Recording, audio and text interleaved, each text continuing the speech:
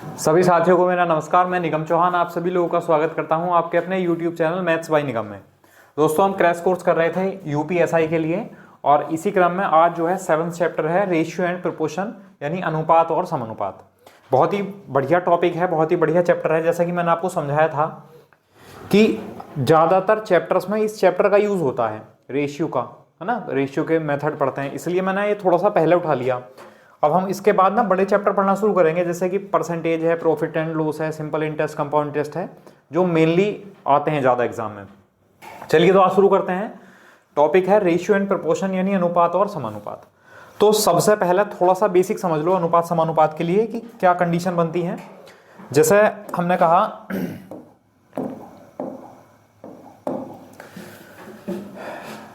जैसे लिखा हुआ है ए रेशियो बी लिखा है 2:3 है, ठीक है। और बी रेशियो सी लिखा है 4:5 है। और मैं कहूं आपसे ए बी सी का रेशियो निकालो, तो ए बी सी का रेशियो हम कैसे फाइंड करेंगे बताओ। देखो, हमने बताया था कि जैसे ये बहुत सारे तरीके होते हैं वैसे, ठीक है, लेकिन सबसे आसान तरीका क्या है कि जैसे ये ए रेशियो बी है, ए रेशियो बी कितना है 2:3, और बी के नीचे बी लिख लो। जब बी के नीचे बी लिखेंगे तो आप लोग देखोगे बी के नीचे बी लिखेंगे तो 3 के नीचे क्या लिखेंगे 4, तो 3 के नीचे लिखेंगे 4, यानी 4:5। ये बताओ समझ में आया नहीं आया। अब यहाँ पर स्पेस है तो ये 4 था तो 4 लिख लो, यहाँ स्पेस है 3 है तो 3 लिख लो, ठीक है। और हाँ बिल्कुल मल्टीप्लाई कर दो, ठीक। मल्टीप्लाई करेंगे तो 4 गुणा 2 कितना बना 8, 4 गुणा 3 कितना बना 12, और 3 गुणा 5 बना कितना 15। तो ये रेशियो आया ए बी सी का। तो ये मेथड जो है ठीक है, आसान है, आप इस तरीके से कंडीशन बना सकते हैं, ठीक है। चलिए अब इसी में मान लो अगर ये होता कि ए रेशियो बी दिया हुआ है आपको 2:3, फिर बी अनुपात सी दिया हुआ है आपको 1:2, फिर सी अनुपात डी दिया हुआ है आपको 2:5, और आपसे पूछ ले ए बी सी डी का रेशियो बताना है, ए बी सी डी का रेशियो क्या होगा, ठीक है। तो हम क्या करेंगे, सबसे पहले हम इनको इस फॉर्मेट में बना लेंगे। जैसे ए रेशियो बी है, ए रेशियो बी कितना है 2:3, 2:3। फिर बी के नीचे बी लिखेंगे तो 3 के नीचे 1 लिखेंगे, तो बी रेशियो सी, तो 3 के नीचे 1 लिखेंगे तो कितना हो जाएगा 1:2, ठीक है। फिर सी के नीचे सी लिखेंगे तो 2 के नीचे 2 लिखेंगे, तो सी अनुपात डी, तो कितना हो जाएगा 2 के नीचे 2 लिखेंगे तो 2:5। ये बताओ बात समझ में आई। अब जैसे यहाँ पर स्पेस है, ये स्पेस है, ये स्पेस है, ये है, ये है और ये है, तो जो पहला नंबर है उससे पहले लिख लो। जैसे यहाँ 2 है तो यहाँ 2 2 लिख लो, ये 1 है तो 1 लिख लो, ये 3 है तो 3 लिख लो, ये 3 लिख लो, और ये 2 है तो ये 2 लिख लो। अब मल्टीप्लाई कर दो सभी की। जब मल्टीप्लाई करेंगे तो 2 दूनी 4, 2 तिया 6, 2 दूनी 4 तिया 12, और 2 तिया 6 पंजे 30, ये आ जाएगा।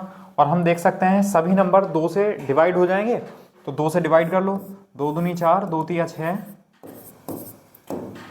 2 6 12, 2 से 15, 2:3, 6:15, 15। ये रेशियो आया हमारा ए बी सी डी का।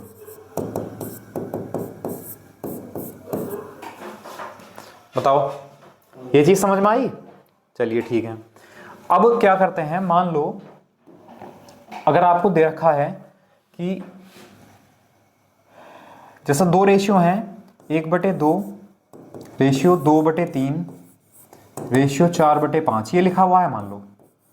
अब जो रेशियो होता है ना, तो रेशियो का तो मतलब ही फ्रैक्शन होता है, तो रेशियो को फ्रैक्शन में नहीं छोड़ेंगे, उसको सॉल्व करेंगे पहले। तो सॉल्व करने का तरीका है ये वाला 2, ये वाला 3 और ये वाला 5 हमें हटाना है यहाँ से। तो 2 3 5 का एलसीएम लो कितना आया 30, तो हम 30 से मल्टीप्लाई कर देते हैं सभी में। और मल्टीप्लाई करोगे तो 2 से भाग हो जाएगा 15 बार, 3 से 10 बार, और 10 दूनी 20, 5 से 6 और 6 चौक 24। तो ये एबीसी का मतलब जो रेशियो बना वो सही रेशियो बनकर आ गया 15:20:24।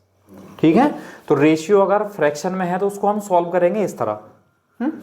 अच्छा, अगर मान लो लिखा हुआ है कि a/2 बराबर b/3 बराबर c/4, अगर मैं आपसे पूछूं a और b और c का रेशियो आप बताओ क्या होगा? ABC का रेशियो कितना होगा? 2:3:4। बिल्कुल ठीक। अगर बीच में बराबर के चिन्ह है, इक्वल का साइन है, तो जो भी नंबर के अपॉन में लिखा है वही उसका रेशियो होगा। ए का रेशियो 2, बी का 3 और सी का 4। समझ गए मैंने क्या कहा? अगर बीच में इक्वल का साइन है तब ऐसा करेंगे। अगर बाई चांस ये कंडीशन ऐसी होती लिखी हुई, जैसे A ratio B ratio C, अगर ये ऐसा होता 1/2 अनुपात 1/3 अनुपात 1/4, तब आप लोग सही कह रहे थे। हम क्या करते फिर 2, 3, 4 का एलसीएम लेते, कितना आता? 12, और 12 से मल्टीप्लाई करते हैं हम ऊपर, है ना। तो सॉल्व करते तो 6:4:3। समझ गए? इसमें और इसमें क्या फर्क है? इसमें डायरेक्ट बराबर दे रखे हैं तो जो नीचे लिखा है वही अनुपात बन जाएगा। और अगर रेशियो में फ्रैक्शन है तो ये कंडीशन है, मतलब फ्रैक्शन रेशियो को फ्रैक्शन में नहीं छोड़ना, उसको सॉल्व कर लेना है। ठीक है, चलिए, तो उम्मीद है ये चीजें आपको समझ में आ गई होंगी। अब चलते हैं क्वेश्चंस की तरफ। ये बेसिक चीजें थी, और थोड़ा सा अगर एक चीज और समझ लो, जैसे लिखा है A रेशियो B और ये प्रोपोर्शनल का साइन होता है C रेशियो D। इसका मतलब होता है जो रिलेशन A का B के साथ है वही रिलेशन C का D के साथ होगा। मतलब हम ऐसा कह सकते हैं A/B = C/D। ठीक है, और भी आगे अगर हमें सॉल्व करना है तो हम क्या कर देते हैं? Cross multiply. ठीक है, तो A × D हो जाएगा B × C। या हम बहुत सारे टीचर्स को देखते हैं, वो ऐसा कहते हैं कि काम क्या करो, आप इसको मत रटो, आप ऐसा कर लो, बाहर वालों की मल्टीप्लाई कर दो और अंदर वालों की मल्टीप्लाई कर दो और इक्वल कर लो, है ना। तो आप ऐसे याद रख लो, A × D = B × C। ठीक है, अब A पहले नंबर पर है तो इसे फर्स्ट रेशियो कहते हैं, B दूसरे पर है तो इसे सेकंड रेशियो कहते हैं, C तीसरे पर है तो इसे थर्ड रेशियो कहते हैं, D चौथे पर है तो इसको फोर्थ रेशियो कहते हैं। ठीक है, जो जिस नंबर पर है उसको उसी नंबर का रेशियो कह देते हैं। आएंगे क्वेश्चन अभी आपके पास। अच्छा, अगर मान लो 2 नंबर लिखे हुए हैं, एक नंबर है A, एक नंबर है B, और आपसे पूछा जाए मिड रेशियो बताइए इनका। नहीं, मिड रेशियो यानी मध्यानुपात या मध्यानुपाती। तो मिड रेशियो के लिए हम क्या करते हैं? दोनों की मल्टीप्लाई करके उनका स्क्वायर रूट निकाल लेते हैं, A × B उसका स्क्वायर रूट। ठीक है, और अगर यही नंबर है और आपसे थर्ड रेशियो पूछ ले, तो सेकंड वाले का तो करो स्क्वायर और पहले वाले से कर लो डिवाइड। ये इसका थर्ड रेशियो होता है। ये मैं आपको फॉर्मूला टाइप में पढ़ा रहा हूं, वरना तो पूरा का पूरा जो फुल कॉन्सेप्ट है, मैंने पूरा जो कॉन्सेप्ट है कंप्लीट, वो मैंने आपको द कॉन्सेप्ट चैनल पर पढ़ा रखा है। द कॉन्सेप्ट जो यूट्यूब चैनल है, वहां पर मैंने आपको पूरी जो कंडीशन है पूरा डिटेल में समझा रखा है कि ये फॉर्मूले बने कैसे हैं। अभी समय नहीं है इतना सब कुछ बताने का कि फॉर्मूला कैसे बने हैं, तो आप लोग अगर चाहो तो द कॉन्सेप्ट पर जाकर पढ़ सकते हो, या उन वीडियोस का जो लिंक है वो आपको डिस्क्रिप्शन में मिल जाएगा, वहां से भी आप उसको डायरेक्ट क्लिक करके एक ही क्लिक में पहुंच सकते हो। चलिए अब क्वेश्चन पर पहुंचते हैं, बहुत समय हो गया। तो पहला क्वेश्चन है 1.5 ratio question mark proportional 1.8 ratio 3.2। हमें इस क्वेश्चन मार्क की वैल्यू बतानी है ना। तो हमने क्वेश्चन मार्क की जगह क्या लिख लिया? x लिख लिया। इसका मतलब है कि 1.5/x = कितना होगा? 1.8 × 3.2। ठीक है, अब मैं पॉइंट से पॉइंट हटा दूं, ठीक है, और यहां पॉइंट हटा के 10 लिख दूं, तो जो डिवाइड होने वाले हैं वो डिवाइड कर लो, जैसे कि 3 से 5 बार, 3 से 6 बार, 2 से 3 बार, 2 से 16 बार। अब मैं x की मल्टीप्लाई 3 से करूंगा तो 3x बराबर कितना हो जाएगा? 16 × 5 = 80, और x बराबर कितना आ जाएगा? 80/3। ठीक है, अब हम भाग करेंगे तो 3 दूनी 6, 3 6 18, 26 पॉइंट, कुछ मिस्टेक हो गया, हाँ 10 रह गया भैया, 10 रह गया ये। आप ऐसा कर सकते हो 2 × 8 = 16, 2 × 5 = 10 और 5 से 5, तो x बराबर, हाँ 1/x बराबर 3/8 है, तो x को ऊपर ले जाएंगे तो 8 को ऊपर ले जाएंगे तो कितना आ जाएगा 8/3। तो 8/3 मतलब पहला ऑप्शन करेक्ट हो गया हमारा। ऐसे भी कर लेंगे जैसा आपने बताया, पहले की चौथे से और दूसरे की तीसरे। बिल्कुल, है ना, इसकी इससे मल्टीप्लाई कर दो और इसकी इससे मल्टीप्लाई कर दो।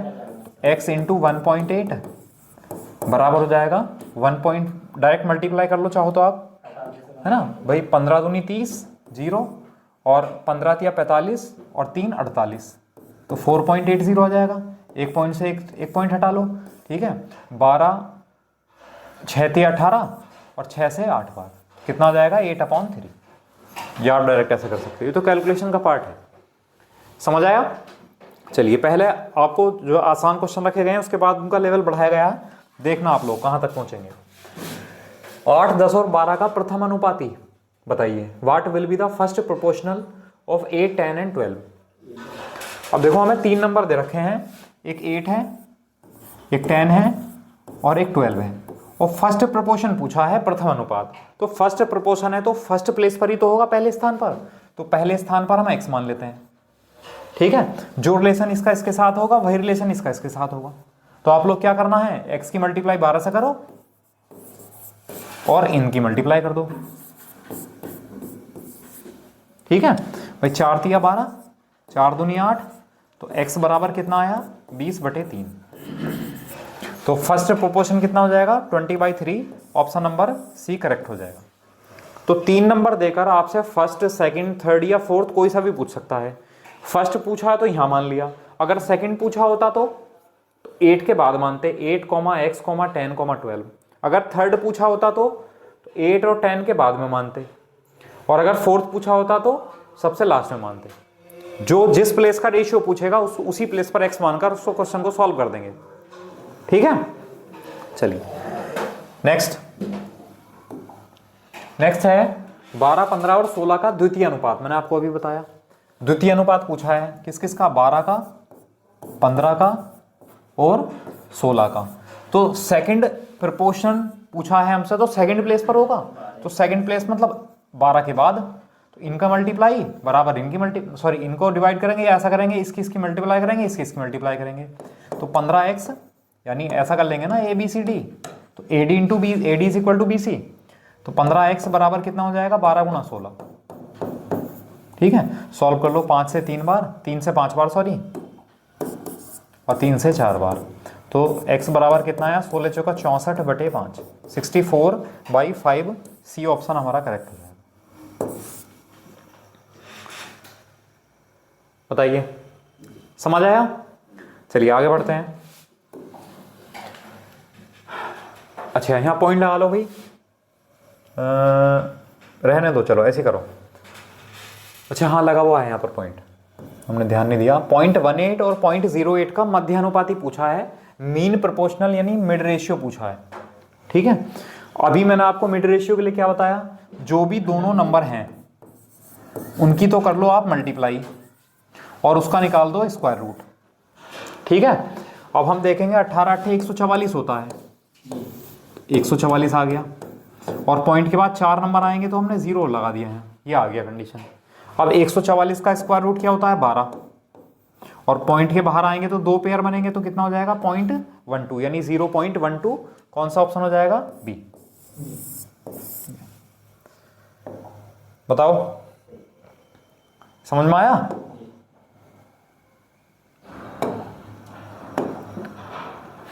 ठीक है, मिड प्रोपोर्शनल, मीन प्रोपोर्शनल या मिड रेशियो निकाल सकते हैं। नेक्स्ट उसने कहा A रेशियो B है, B रेशियो C है, तो ABC का रेशियो बताना है। मैंने अभी आपको समझाया है भाई क्या है, पहले 2:3 है, फिर 4:5 है, तो यहाँ 4 लिख लो, यहाँ 3 लिख लो, तो हो जाएगा 8:12:15, 8, 12 और 15। सी ऑप्शन करेक्ट हो जाएगा। ये बेसिक सी चीज़ चल रही स्टार्टिंग में, ठीक है। चैप्टर को पहचानना है कि किस टाइप के क्वेश्चन आते हैं, क्या उसका बेसिक होगा। चलिए नेक्स्ट लैंग्वेज वाले क्वेश्चन पर पहुंचेंगे ना, वहां आएगा मजा आपको। A रेशियो B दिया है, B रेशियो C दिया है, C रेशियो D दिया है, ABCD का रेशियो पूछा है। मैंने आपको क्या बताया भाई, A रेशियो B कितना है 5:9 है। अब जैसे B है तो B से शुरुआत है, तो B रेशियो C लिखेंगे तो 4:3 लिखेंगे, ठीक है। फिर D अनुपात बी अनुपात सी है, फिर सी अनुपात डी है, 2:3 तो 2:3 लिखेंगे, है ना। अब ये 2 है तो यहाँ 2 लिखेंगे, यहाँ 2 लिखेंगे, 4 है तो 4 लिखेंगे, 3 है तो 3 लिखेंगे, और 9 है तो 9 लिखेंगे।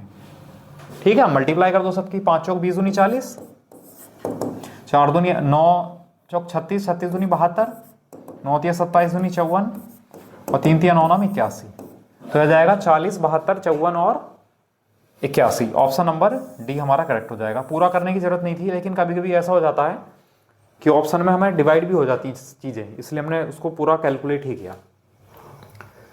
समझ आया? चलिए नेक्स्ट है x रेशियो y दिया हुआ है 6:5 और हमें वैल्यू बतानी है 5x + 3y, 5x + 3y ratio 5x - 3y, इसकी वैल्यू पूछी है। तो हमें सीधे तौर पे क्या कर लेना है, जब हमें x रेशियो y दे रखा है, कितना दे रखा है 6:5 दे रखा है, तो हमें x के प्लेस पर तो 6 लिख देना है और y के प्लेस पर 5 लिख देना है, बस ये करना है।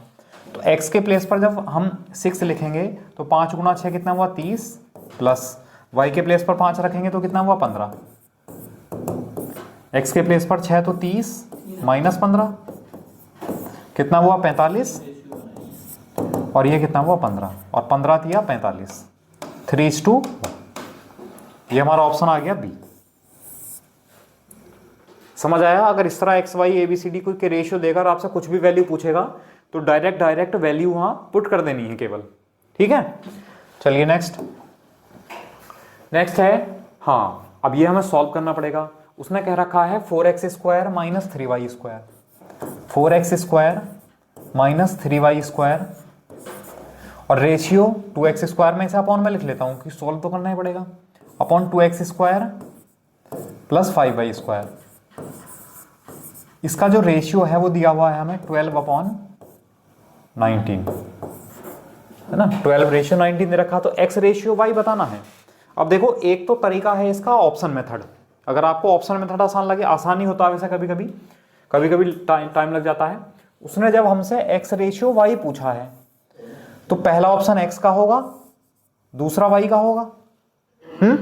तो x की जगह 2 और y की जगह 3 रखो, ये कंडीशन बनती है क्या? तो हाँ, तो 2 दूनी 4 चौक 16 माइनस 3 तिया 9 तिया 27, ये तो माइनस में बननी कंडीशन कुछ, 2 दूनी 4 दूनी 8 और प्लस 3 तिया 9 पंजे 45, कंडीशन बनी रही, छोड़ दो, 1 2 रख लो, तो 4 और 3 2 दूनी 4 तिया 12, नहीं बननी माइनस मारा कंडीशन, 3 2 ले लो, 3 तिया 9 9 चौक 36 माइनस 3 तिया 9 तिया 27 बटे, अगर हम देखें 2 को 2 दूनी 4 दूनी 8 प्लस 2 दूनी 4 पंजे 20, 28 नहीं बन रही, 9/28 बन रही है। तो जब ये नहीं है तो फिर ये कंडीशन हो जाएगी।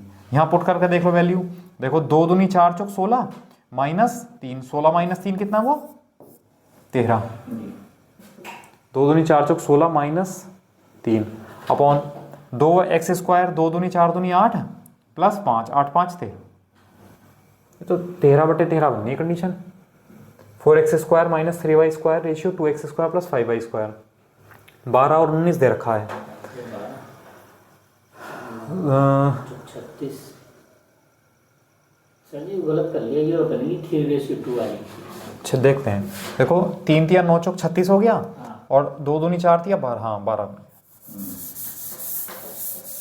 इसको करो सॉल्व, इसको कर रहे हैं पहले, तो 3 तिया 9 चौक 36 माइनस 2 दूनी 4 तिया 12 बटे 3 तिया 9 दूनी 18 प्लस 2 दूनी 4 पंजे 20, तो ये कितना आया 24 बटे 38, भाग करेंगे 12 2 से और 2 से 19, ये कंडीशन बन गई। तो ये ऑप्शन हमारा सही होगी। एक तो तरीका ये है, या फिर सीधा क्या है, वैसे ये इतना टिपिकल नहीं था, आप क्रॉस मल्टीप्लाई करके ज़्यादा आसानी से बता सकते हो।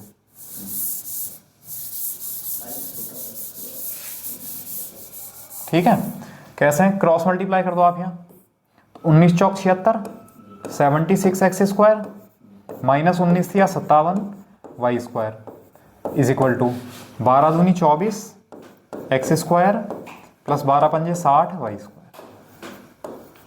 ठीक है, अब x² वाले एक तरफ करो और y² वाले एक तरफ करो, तो 24 आएगा, इधर माइनस हो जाएगा, तो कितना बच जाएगा 52 X square is equal to 57 जाके माइनस हो प्लस हो जाएगा, तो 6 और 5 11 117 वाई स्क्वायर। तो 13 नमा 117, 13 चौका 52। ठीक है, अब एक्स स्क्वायर के अपॉन में तो इसको ले आओ, तो एक्स स्क्वायर बटे 9 हो गया बराबर 4 को उधर ले जाओ, तो वाई स्क्वायर बटे 4 हो गया। अब स्क्वायर हटेगा तो रूट लगेगा, तो यहां से x कितना आ जाएगा 3 और y कितना आ जाएगा 2, तो 3:2 आ जाएगा ये ऑप्शन। ठीक है, तो इस तरह कर सकते हो। कभी आपको ऐसी कंडीशन बनेगी क्वाड्रेटिक बन जाए सॉल्व करने के लिए, तब आप क्या करो ऑप्शन से कर लो, जल्दी हो जाएगा। ठीक है, लिखो नेक्स्ट। कर लिया, स्क्रीनशॉट ले लिया इसका? ठीक है, नेक्स्ट है 21, 38, 55 और 106 में प्रत्येक में से कौन सी संख्या घटाई जाए जिससे नई संख्याएं समानुपाती हो जाएं। समानुपाती का मतलब है जो रेशियो इन दोनों का बने वही रेशियो इन दोनों का बने। कब? सब्ट्रैक्ट करने के बाद, है ना। तो सबसे आसान तरीका तो है ऑप्शन। हाँ, उसने कहा भाई, उसने कहा 2 घटाओ, तो हम यहाँ क्या कर ले रहे हैं, 2 घटा रहे हैं। 21 माइनस 2 कितना हो गया 19, 38 माइनस 2 कितना हो गया 36, 55 माइनस 2 कितना हो गया 53 और 106 माइनस 2 कितना हो गया 104। तो कोई कंडीशन नहीं बन रही, तो हो ही नहीं सकता। 4 घटाओ, 21 माइनस 4 17 और 38 माइनस 4 34 और 55 माइनस 4 51 और 106 माइनस 4 102 हो गया। देखो 17 दूनी 34 और 51 दूनी 102। तो क्या घटाया हमने, 4 सब्ट्रैक्ट किया, ये हमारा आंसर आया। बताइए, समझ आया? अब करने का अगर तरीका होता आप x वाले तरीके से करते, तो हमने मान लिया सब में से x घटा लो, तो जब सब में से x घटाएंगे तो ये कंडीशन कुछ ऐसी बनेगी 21 minus x comma 38 minus x comma 55 minus x comma 106 minus x. ठीक है, सब में से हमने सेम नंबर माइनस कर लिया, तो उसने कहा प्रोपोर्शनल हो गए संख्याएं, इसका रेशियो इसके साथ बराबर इसका रेशियो इसके साथ। या मैंने आपको बताया था ए बी सी डी है, तो इन दोनों की मल्टीप्लाई कर दो, इन दोनों की और इन दोनों की मल्टीप्लाई कर दो। ठीक है, तो यही तरीका सही है। आप कहाँ इसे फ्रैक्शन में लिखोगे, तो 21 माइनस एक्स की मल्टीप्लाई मैं 106 माइनस एक्स के साथ करूंगा, बराबर कर दूंगा 38 माइनस एक्स को 55 माइनस एक्स के साथ। ठीक है, अब देखो, अब मल्टीप्लाई करेंगे तो एक बार तो 21 की मल्टीप्लाई इससे होगी, एक बार इससे होगी, एक बार 106 की इससे होगी और एक बार इन दोनों की हो जाएगी। तो मैं इसको डायरेक्ट लिख रहा हूँ, 21 गुणा 6 कितना हुआ 126, 21 सेकंड 21 और 1 22 और 21x आएगा, एक बार 106x आएगा, तो हो जाएगा माइनस के 127x और माइनस के एक्स स्क्वायर। मल्टीप्लाई कर दिया मैंने थोड़ी सी डायरेक्ट। 38 की मल्टीप्लाई 55 से करूंगा तो 5 8 40 का 0 से लगे 4, 5 या 15, 5 8 40, 40 और 15 कितना हुआ 55, 55 और 4 कितना हुआ 59, 5 5 या 15, 15 और 5 20, यह आ गया। माइनस के यह जाएगा 5 8 13 और 5 3 8 और 1 9, 93x और माइनस के एक्स स्क्वायर। एक्स स्क्वायर से एक्स स्क्वायर कैंसिल आउट हो जाएगा। अब इसको एक तरफ ले जाओ, इसको एक तरफ ले जाओ, तो इसमें से माइनस हो जाएगा, कितना हुआ 2100, 2100 माइनस करेंगे तो 126 ये और 10 ये 136 बराबर, माइनस करेंगे तो 7 और 27 और 7 34। ठीक है, ठीक है, 4 से 4 बार डिवाइड हो जाएगा, 4 चौक 16, 4 तिया 12 और 1 13, तो x बराबर कितना आ जाएगा 4 और x हमें क्या करना था, सब्ट्रैक्ट करना था, तो आंसर आ गया। तो ये बहुत लेंथी मेथड हो गया, कैलकुलेशन ज़्यादा होगी इसकी, तो सबसे आसान तरीका है, इस टाइप का क्वेश्चन आएगा तो ऑप्शन से कर देना आपको। ठीक है, चलिए नेक्स्ट। 5:7 के प्रत्येक पद में क्या जोड़ा जाए जिससे संख्याएं समानुपाती हो जाएं। ठीक है, संख्या 6:7 हो जाए। हाँ 6:7 हो जाए, सॉरी। तो अब हम ऑप्शन से करें इसे कि हमने 5 जोड़ दिया, तो 5 और 5 10 हो गया और 7 और 5 कितना हो गया 12, तो 2 पंजे 10 और 2 छंग 12। यहाँ तो 6 7 बनना था, नहीं हुआ। 6 जोड़ दो, 6 5 11 और 6 7 13, नहीं बना।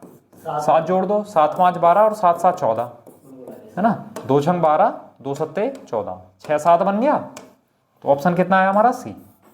10 सेकंड की क्वेश्चन। ठीक है, लेकिन अगर आपको इस तरीके से नहीं करना है तो एक तरीका और भी है यहाँ पर। उसने कहा प्रत्येक पद में से करना है, कुछ भी हो, प्रत्येक पद में जोड़ना हो या प्रत्येक पद में घटाना हो, दोनों में सेम कंडीशन है।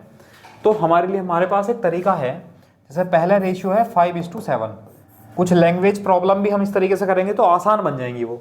फिर है 6:7।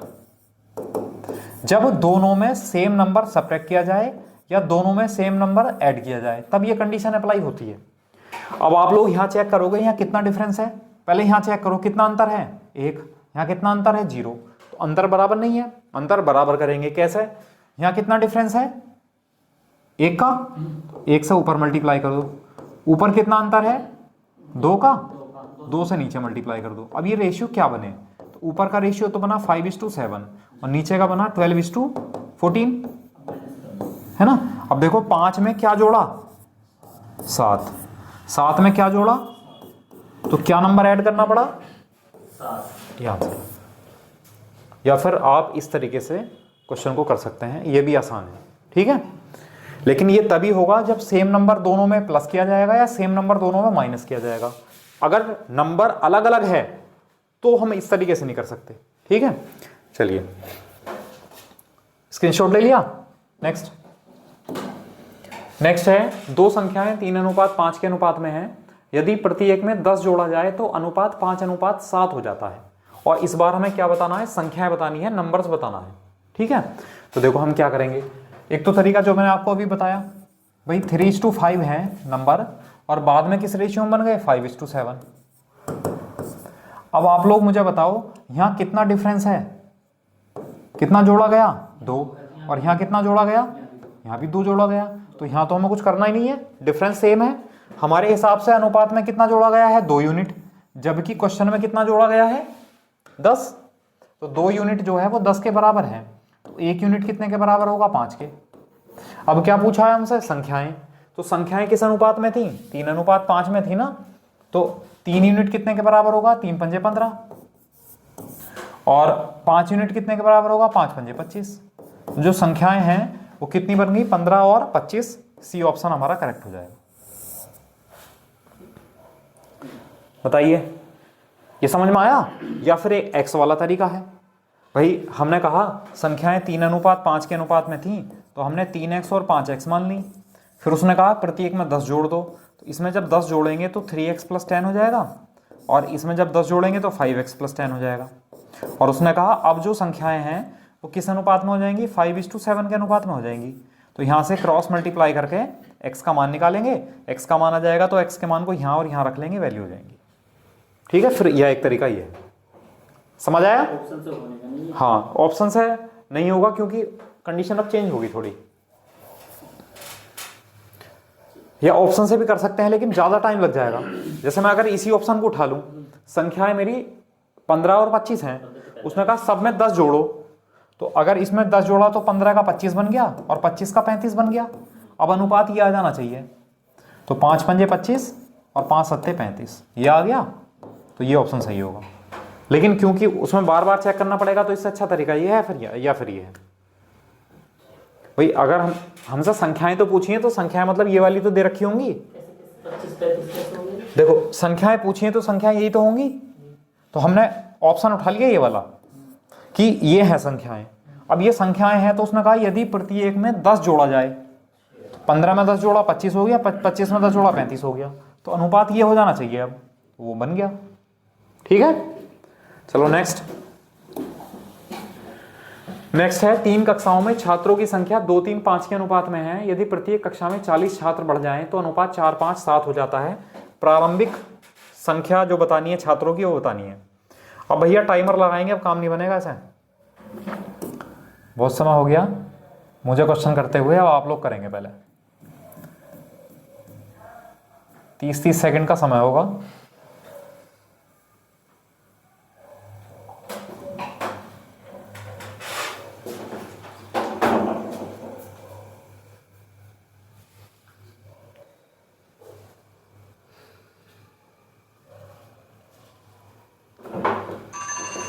चलिए, उसमें सब ब्लर तो ना आ रहा। दिख तो ठीक रहा, और लाइनिंग आ रही होंगी, कोई बात नहीं, वैसे तो सही दिख रहा ना। हाँ सही है। हाँ, क्वेश्चन वगैरह ब्लर तो नहीं है, धुंधला बस तो सही, चलो कोई बात नहीं, उसे आने दो। देखो उसने कहा तीन कक्षाओं में जो छात्रों की संख्या है वो कितनी है, 2 3 5 के अनुपात में है, 2:3:5 के अनुपात में है, ठीक है। फिर कहा यदि प्रत्येक कक्षा में 40 छात्र बढ़ जाएं, 40 इसमें बढ़े, 40 इसमें बढ़े, 40 इसमें बढ़े, तो अब जो अनुपात है वो 4 5 7 हो गया, 4 5 और 7 हो गया। आप बता सकते हो यहाँ कितना डिफरेंस है, 2 का और यहाँ कितना डिफरेंस है, 2 का सब और यहाँ कितना डिफरेंस है।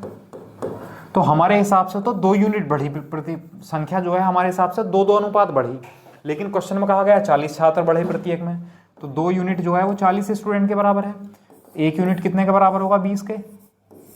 अब क्या पूछा है, अब पूछा उसने प्रारंभ में छात्रों की संख्या कितनी थी, तो प्रारंभ में छात्रों की संख्या 2:3:5 थी, टोटल कितनी हुई, 200 2 3 5 5 10, तो 10 यूनिट का मान निकालना है, तो 10 यूनिट बराबर कितना हो गया, 200। वैसे भी कर सकते हैं, 2 से 3 से 5, 2 3 6, 2 3 और 5 कर दें ऐसे। किसको, 20 की मल्टीप्लाई 40 हो जाएगा, 60 हो जाएगा, 100 हो जाएगा। हाँ है? देखो अगर हम x वाले से करें इसे, हाँ तो बहुत लंबा है। तो उसमें हमें 2 कंडीशन लेनी पड़ेंगी, कोई सी किसी भी 2 कंडीशन लेनी पड़ेंगी, है ना। हम मान लेंगे कि ये 2x है, ये 3x है और ये 5x है।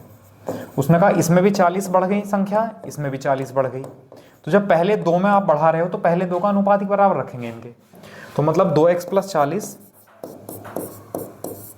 बटे 3x + 40 बराबर रखेंगे 4/5, क्रॉस मल्टीप्लाई करेंगे, x का आंसर x की वैल्यू हो जाएगी, तो फिर यहाँ पुट कर देंगे इस वाले में, ठीक है। चलिए स्क्रीनशॉट लो। नेक्स्ट ये है, यदि a + b ratio b + c ratio c + a बराबर 7:8 दे रखा है, तो a + b + c 60 दे रखा है, तो b की वैल्यू बतानी है। बताओ, आप लोग करो।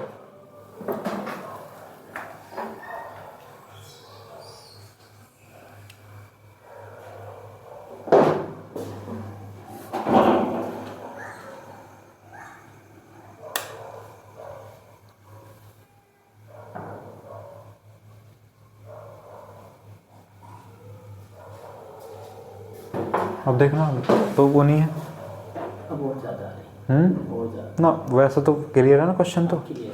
पहले भी क्वेश्चन क्लियर। बस ठीक। चलिए देखो उसने कहा a + b b + c c + a का रेशियो दे रखा है 7 8 और 5, और उसने a + b + c की वैल्यू दे रखी है और b का मान पूछा है, ठीक है। तो एक बात बताओ, बेसिक तरीका तो ये है, अगर हम इसको 7x 8x और 5x मान लें, अब ये a + b का मान है 7x, b + c का है 8x और c + a का मान है 5x। आप इन तीनों को ऐड कर लो, तो जब ऐड करेंगे तो a + a 2a, b + b 2b और c + c 2c हो जाएगा। तो मैं डायरेक्टली ऐसा लिख सकता हूँ 2 ब्रैकेट a + b + c बराबर कितना आ जाएगा, 7 8 15 5 20 x, है ना। मैं रेशियो से भी कर सकता था, यूनिट से भी, बिना x माने, लेकिन चलो समझा देता हूँ। अब a + b + c का जो वैल्यू है हमारे पास कितनी है, 10x है, लेकिन वैल्यू है कितनी a + b + c की, 60, तो ये 60 रख दूं, तो यहां से x का मान कितना आ जाएगा, 6, x का मान 6 आ जाएगा। अब क्योंकि मुझे b का मान चाहिए, तो एक बात बताओ, अगर मैं यहां से a और c को हटा दूं तभी तो b का मान आएगा, तो a और c का रेशियो कितना है, a और c का रेशियो है 5x और x का मान है 6, तो 5 × 30, a + c का तो रेशियो, a + c कितना है, 30 है, तो जब a + c 30 है उधर जाएगा माइनस हो जाएगा, तो 60 - 30 यानी b का मान कितना आ जाएगा, 30, और यही हमसे पूछा है b की वैल्यू, ऑप्शन नंबर ए। बताइए समझ आया मैंने क्या बताया। मैं बिना x के भी कर सकता था, उसमें क्या करता, डायरेक्ट जोड़ता, 20 यूनिट बन जाता, तो 20 यूनिट बराबर 2 है, तो a बराबर 1 यूनिट, मतलब a + b + c बराबर आ जाता 10 यूनिट, 10 और 10 यूनिट का मान कितना है, 60, तो 1 यूनिट का कितना हो गया, 6, और 5 यूनिट का 30 हो गया। जब c + a 30 है, यहाँ रखो तो b का मान आ जाएगा 60 - 30 यानी 30, ठीक है। चलिए स्क्रीनशॉट लो इसका, आगे बढ़ते हैं फिर नेक्स्ट क्वेश्चन का लेवल अब आप देखोगे अप होता चला जाएगा। हाँ देखो ये कहा एक विद्यालय में लड़कों तथा लड़कियों का अनुपात 3:2 है। यदि 6 और लड़कियां आ जाएं तो अनुपात 6:5 हो जाएगा। तो लड़कों की संख्या कितनी थी ये बतानी है। करो आप लोग।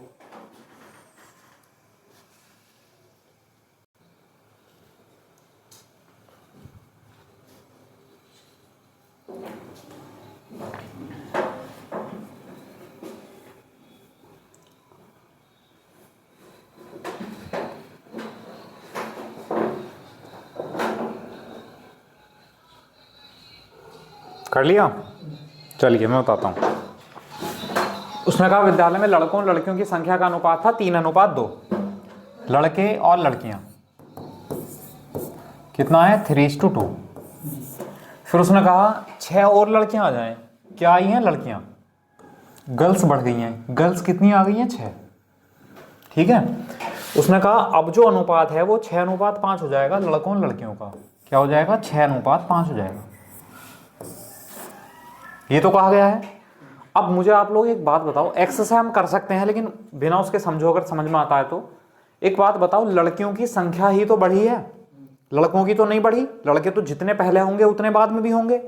अच्छा मैं मान लूं यहाँ 3 लड़के हैं या 6 लड़के, तो बराबर करो। बराबर करने के लिए 2 से मल्टीप्लाई कर दूं तो यहाँ भी 2 से मल्टीप्लाई करूंगा। इसमें तो अंतर 3 का हो गया तो नहीं, वो अंतर वाली कंडीशन तब चेक करते हैं जब जितने लड़के बढ़े उतनी लड़कियां बढ़े। अगर वो कहता 6 लड़के और 6 लड़कियां आ गई, दोनों बराबर आ गए, तब हम वो अंतर वाले चेक करते। अभी उसने केवल लड़कियों की संख्या बढ़ाई है तो लड़कों की तो नहीं बढ़ाई है, तो लड़कों की संख्या बराबर होगी। तो लड़कों की संख्या बराबर करने के लिए 2 से मल्टीप्लाई कर दिया हमने। देखो 6 लड़के 6 लड़के। अच्छा लड़कियां देखो पहले कितनी थी 4, अब कितनी हो गई 5। तो लड़कियों की संख्या कितनी बढ़ गई 1 यूनिट। तो हमारे हिसाब से तो 1 यूनिट बढ़ा, जबकि क्वेश्चन में कह रखा है 6 लड़के आ गई हैं, तो 1 यूनिट 6 के बराबर है। अब उसने क्या पूछा है, what was the number of boys, कि लड़कों की संख्या कितनी थी। तो लड़कों की संख्या कितनी थी 6 यूनिट। तो 6 यूनिट बराबर 36। कितना हो जाएगा? B option. बताइए समझ आया? कर लेंगे। और अगर डिटेल पढ़ना है तो आप लोग द कॉन्सेप्ट चैनल पर जाएंगे, वहां से आप पूरी डिटेल क्लास पढ़ लेंगे। चैनल का लिंक भी मिलेगा और वीडियो का लिंक भी मिलेगा आपको डिस्क्रिप्शन में। ठीक है। और जो भी साथी चैनल पर नए हैं वो सभी चैनल को जो है सब्सक्राइब कर लो भैया, और बेल आइकन जरूर प्रेस कर लें जिससे कि वीडियो का नोटिफिकेशन आपके पास पहुंच जाए। और अगर थोड़ा बहुत ठीक लगा करे तो वीडियो को लाइक कर दिया करो, कमेंट कर दिया करो कि सर अच्छी लगी क्लास या बुरी लगी, कुछ भी मोटिवेशन मिलता है थोड़ा। ठीक है। चलिए नेक्स्ट है, रुपए इतने को 3 भागों में इस प्रकार बांटा गया है कि पहले का आधा, दूसरे का 1/3 तथा तीसरे का 6वां भाग परस्पर बराबर है। तो तीसरा भाग कितना है? करो आप लोग, है ना। Rupees is divided into 3 parts in such a way that half of the first part, 1/3 of the second part and 1/4 of the third part are equal. और what is the third part?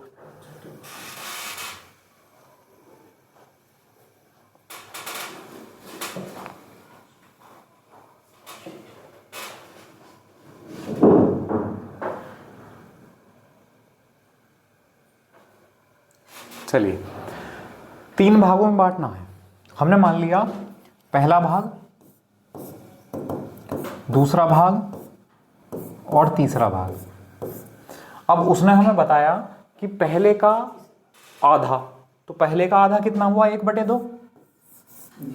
दूसरे का 1/3, तो दूसरे का 1/3 कितना हुआ 1/3। और तीसरे का 6वां भाग, 6 मतलब 1/6।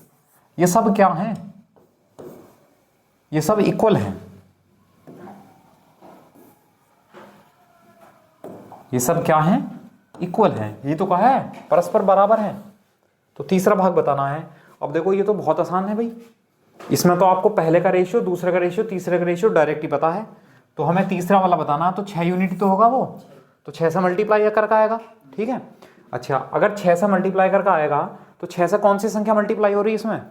6 से कौन सी संख्या भाग हो रही है? ये तो हो नहीं रहा।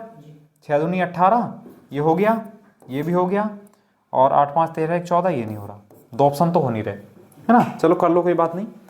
अब हमने देखा टोटल जो है यहाँ पर 2 3 5 और 6 11 यूनिट है। तो 11 यूनिट का मान कितना है? 74,800 रुपये। ठीक है, तो 1 यूनिट निकाल दो, 11 छंग 66 और 11 अट्ठे 88, 1 यूनिट 68 के बराबर है। तो 6 यूनिट कितने के बराबर होगा? तो 6 यूनिट बराबर भैया होगा 20, 6 अट्ठे 48 आएगा। तो इसमें है, ये तो है ही नहीं ऑप्शन, तो ये हो जाएगा फिर। तो 6 अट्ठे 48, 6 छंग 36 और 4 40, 40800 यानी 40,800 रुपये मिलेंगे तीसरे वाले। बताओ, समझ आया? कर सकते हैं? चलिए,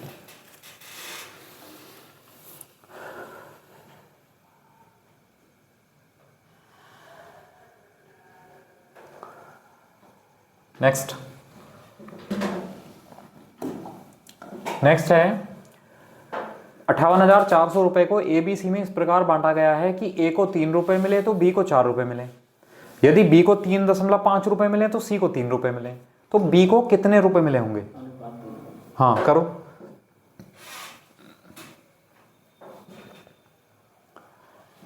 भाई उसने कहा A को 3 रुपए मिले तो B को 4 रुपए मिले, है ना। इसका मतलब A और B का जो रेशियो होगा वो कितना होगा? 3:4, कि अगर A को 3 मिले तो B को 4 मिलेंगे। फिर कहा B को 3.5 मिले तो C को 3 मिले, तो इसे थोड़ा सॉल्व कर लें। 3.5 मिले और 3 मिले, पॉइंट हटेगा, 0 लगेगा, 5 सत्ते 35 और 5 छंग 30। ठीक है, इसका मतलब कि B को अगर 7 मिले तो C को 6 मिले होंगे, ये कंडीशन हो जाएगी। अब यहां से अगर मैं अनुपात बताऊं ABC का, तो ABC का रेशियो कितना आ जाएगा? 7 या 21, 7 चौक 28 और 6 चौक 24, ये बन जाएगा। ठीक है, अब हमसे पूछा किसका है? How much money does B receive, B को कितने रुपए मिले। अच्छा, टोटल कितने रुपए थे? बी का यूनिट कितना है देखना, तो बी का यूनिट है 28, तो हमें 28 यूनिट की वैल्यू बतानी है। हम डायरेक्ट इसलिए नहीं बता सकते, एक ऑप्शन नोटा है, इसलिए हम ऑप्शन से चेक नहीं करेंगे, डायरेक्ट ही करेंगे, हम सॉल्व भी करेंगे। हमारे हिसाब से टोटल कितना हुआ? 4 8 12 और 1 13, 2 और 1 3, 2 5 और 2 7, 73 यूनिट। 73 यूनिट कितने के बराबर है? 58,400 के। ठीक है, 7 सत्ते 49, 8 बार टेबल चला जाएगा,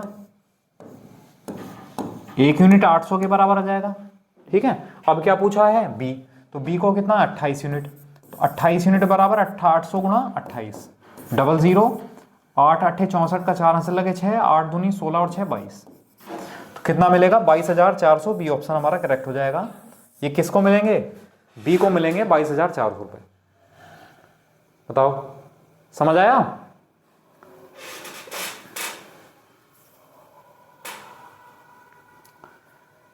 चलो इसका स्क्रीनशॉट लो। नेक्स्ट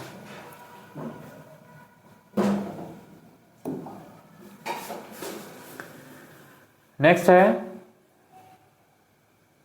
30,680 रुपए को ABC में इस प्रकार बांटा गया है कि प्रत्येक के भाग में से अगर 100 रुपए, 140 रुपए और 200 रुपए कम कर दिए जाएं तो शेष धनराशि 5:6:7 के अनुपात में प्राप्त होगी। तो बी का भाग बताओ। बहुत बढ़िया क्वेश्चन है, करो आप लोग।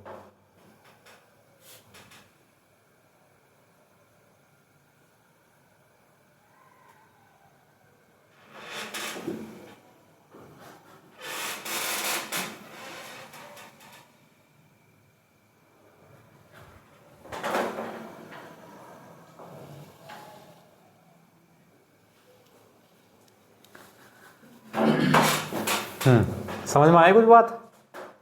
नहीं, उसने कहा 100 रुपए, 140 रुपए और 200 रुपए कम कर दिए और राशि जो है 5:6:7 के अनुपात में हो गई, तो कुल राशि कम हुई होगी। तो कुल राशि कितनी कम हुई भाई? 100 रुपए, 140 रुपए और 200 रुपए, तो कितने रुपए हो गए? 440 रुपए कम हो गए। तो 440 रुपए टोटल में से कम कर दो, 440 रुपए कम कर दो और फिर बांट लो। तो 30,240 रुपए बचे। तो अब ये जो पैसे बचे हैं वो 5:6:7 के अनुपात में होंगे। पूछा किसका है? बी का भाग। तो हमारे हिसाब से टोटल कितना हो गया? 5 6 11 7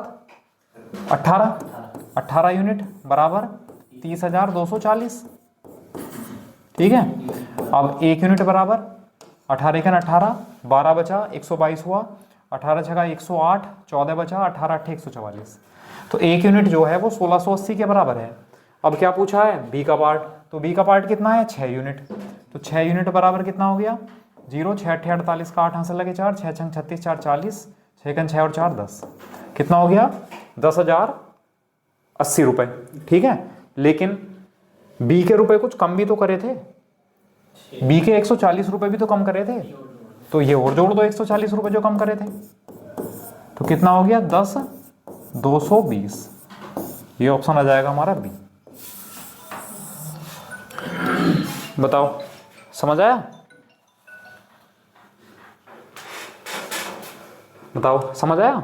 जो रुपए उसने कम किए थे पहले हमने उनको हटा लिया, घटा दिया पहले, और फिर जब घटा लिया तो वो इस अनुपात में बन गए।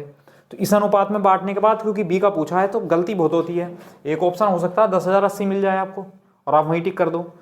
तो क्योंकि बी के पार्ट में से 140 रुपए कम किए थे तो वो भी तो ऐड करने हैं, तो वो और ऐड कर दिए, तो 10,220 रुपए बने बी के। ठीक है, चलिए नेक्स्ट है 530 रुपए को ए, बी और सी में इस प्रकार बांटा गया कि ए को बी से 70 रुपए अधिक मिले और बी को सी से 80 रुपए अधिक मिले। ठीक है, तो हमें बताना है कि ए, बी और सी के हिस्से का अनुपात बताओ। करो।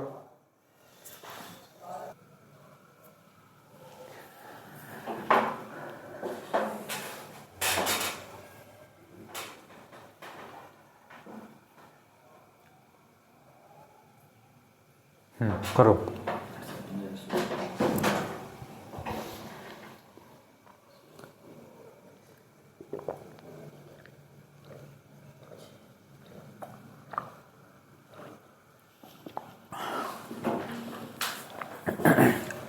चलिए मैं समझाता हूँ।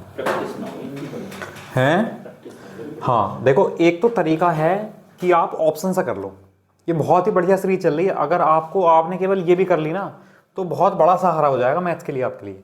ठीक है भाई, एग्जाम आ गया, 14 और 15 मार्च को एग्जाम है आपका, है ना, बहुत ही निकट है, इसलिए चैप्टर वाइज पढ़ने का समय नहीं है, इसलिए पूरा पढ़ो। एक घंटे में चैप्टर वाइज हो जाएगा पूरा का पूरा, बल्कि 2x पे करके देख लो, है ना, 1 घंटे ना तो 30 मिनट में, 40 मिनट में खत्म हो जाएगा। चलिए, उसने कहा 530 रुपए को एबीसी में बांटना है और उसने कहा ए को बी से 70 रुपए ज्यादा मिले और बी को सी से 80 रुपए ज्यादा मिले। ठीक है, अब एक तरीका हमारा यहाँ ऑप्शन का है और बड़ा ही सरल और आसान मेथड है। क्या है भाई, ये एबीसी का अनुपात जब हमसे पूछा है तो एबीसी का अनुपात ही तो दे रखा होगा। तो अब उसने कहा कि ए को बी से 70 रुपए अधिक मिले, तो यहां देखना ए को ज्यादा मिले हैं, कितने 7 यूनिट, तो 7 यूनिट 10 के बराबर 70 के बराबर है, तो 1 यूनिट 10 के बराबर होगी। अच्छा, फिर कहा बी को सी से 80 रुपए अधिक मिले, तो देखना बी को सी से 80 रुपए ज्यादा मिल रखे क्या, बी के तो कम हो गए, तो ये तो गलत है। ए को बी से ज्यादा मिले, बी को सी से ज्यादा मिले, यहां हो सकती है कंडीशन।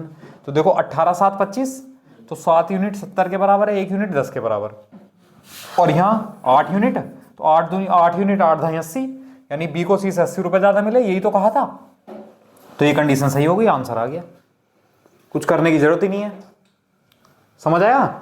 और अगर आप करना चाह रहे हो तो हम बनाएंगे भैया इक्वेशन। उसने कहा ए को बी से 70 मिले और बी को सी से 80 रुपए अधिक मिले, तो हमने मान लिया सी को 100 रुपए मिले और बी को सी से 80 रुपए ज्यादा मिले, तो बी को x + 80 मिले होंगे। फिर कहा ए को बी से 70 रुपए ज्यादा मिले, ए को बी से 70 रुपए ज्यादा, तो x + 150 मिले होंगे। अब तीनों को प्लस करो, कितना मिला 3x + 230, तीनों को टोटल इतने रुपए मिले, जबकि टोटल कितने मिले हैं 530, बराबर कर दिया। तो 3x बराबर कितना हो गया 300 और x बराबर कितना हो गया 100। अब x का मान 100 पहले a का पूछा है, तो जब x का मान 100 रखेंगे तो a को कितने मिले हैं यहाँ 150 + 100 यानी 250, 250। a को कितने मिले x + 80 यानी 100 + 80 180, और c को कितने मिले x मतलब 100, 1 0 से 1 0 1 0, तो 25:18:10, 25:18:10, ये आंसर है। बताओ, तो ऑप्शन वाला मेथड आपको आसान लगा कि नहीं लगा? तो इस तरह भी हम सोच सकते हैं। देखो, ये भी ना तरीके एक रीजनिंग की तरह होते हैं। जैसे हम रीजनिंग पढ़ते हैं तो उसमें मेथड सीखते हैं कि ये क्वेश्चन इस तरह हो जाएगा, ये क्वेश्चन इस तरह हो जाएगा। तो अगर क्वेश्चन आपका करा हुआ होगा एक बार, तो उसमें क्या होगा कि आपको एग्जाम टाइम में वो चीज़ें पता चल जाएंगी कि हाँ, इसको हम ऐसा भी कर सकते हैं, तो इसलिए बहुत ज़रूरी है। ठीक है, चलिए इसका स्क्रीनशॉट लो, फिर आगे बढ़ते हैं।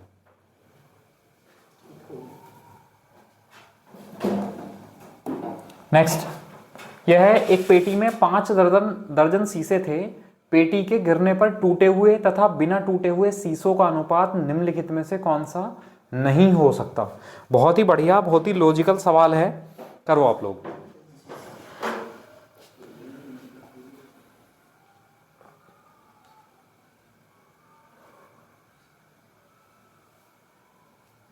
लगाओ दिमाग, दौड़ाओ अपने दिमाग के घोड़े, कितने कितने तेज दौड़ा सकते हो। फिसल मत जाना बस।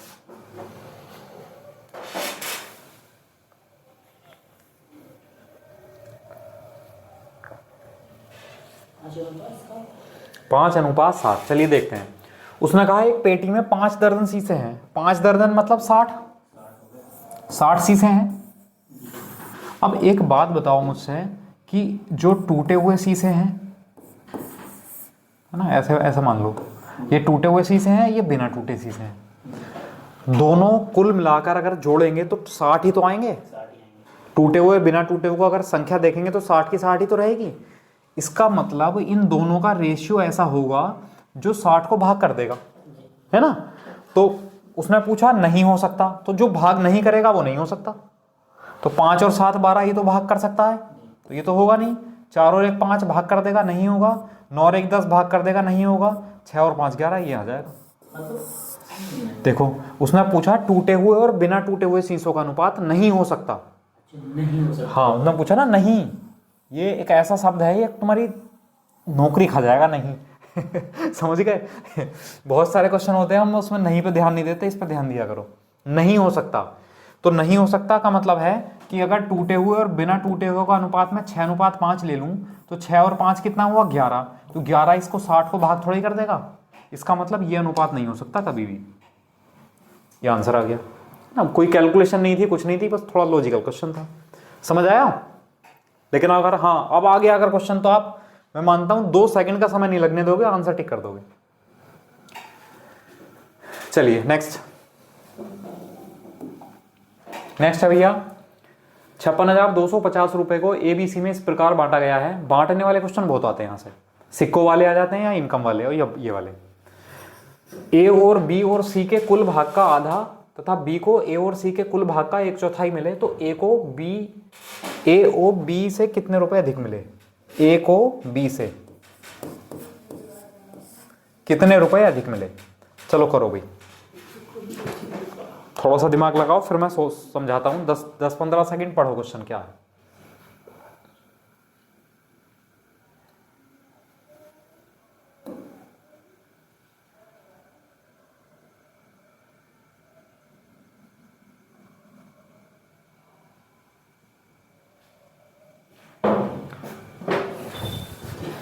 पढ़ लिया।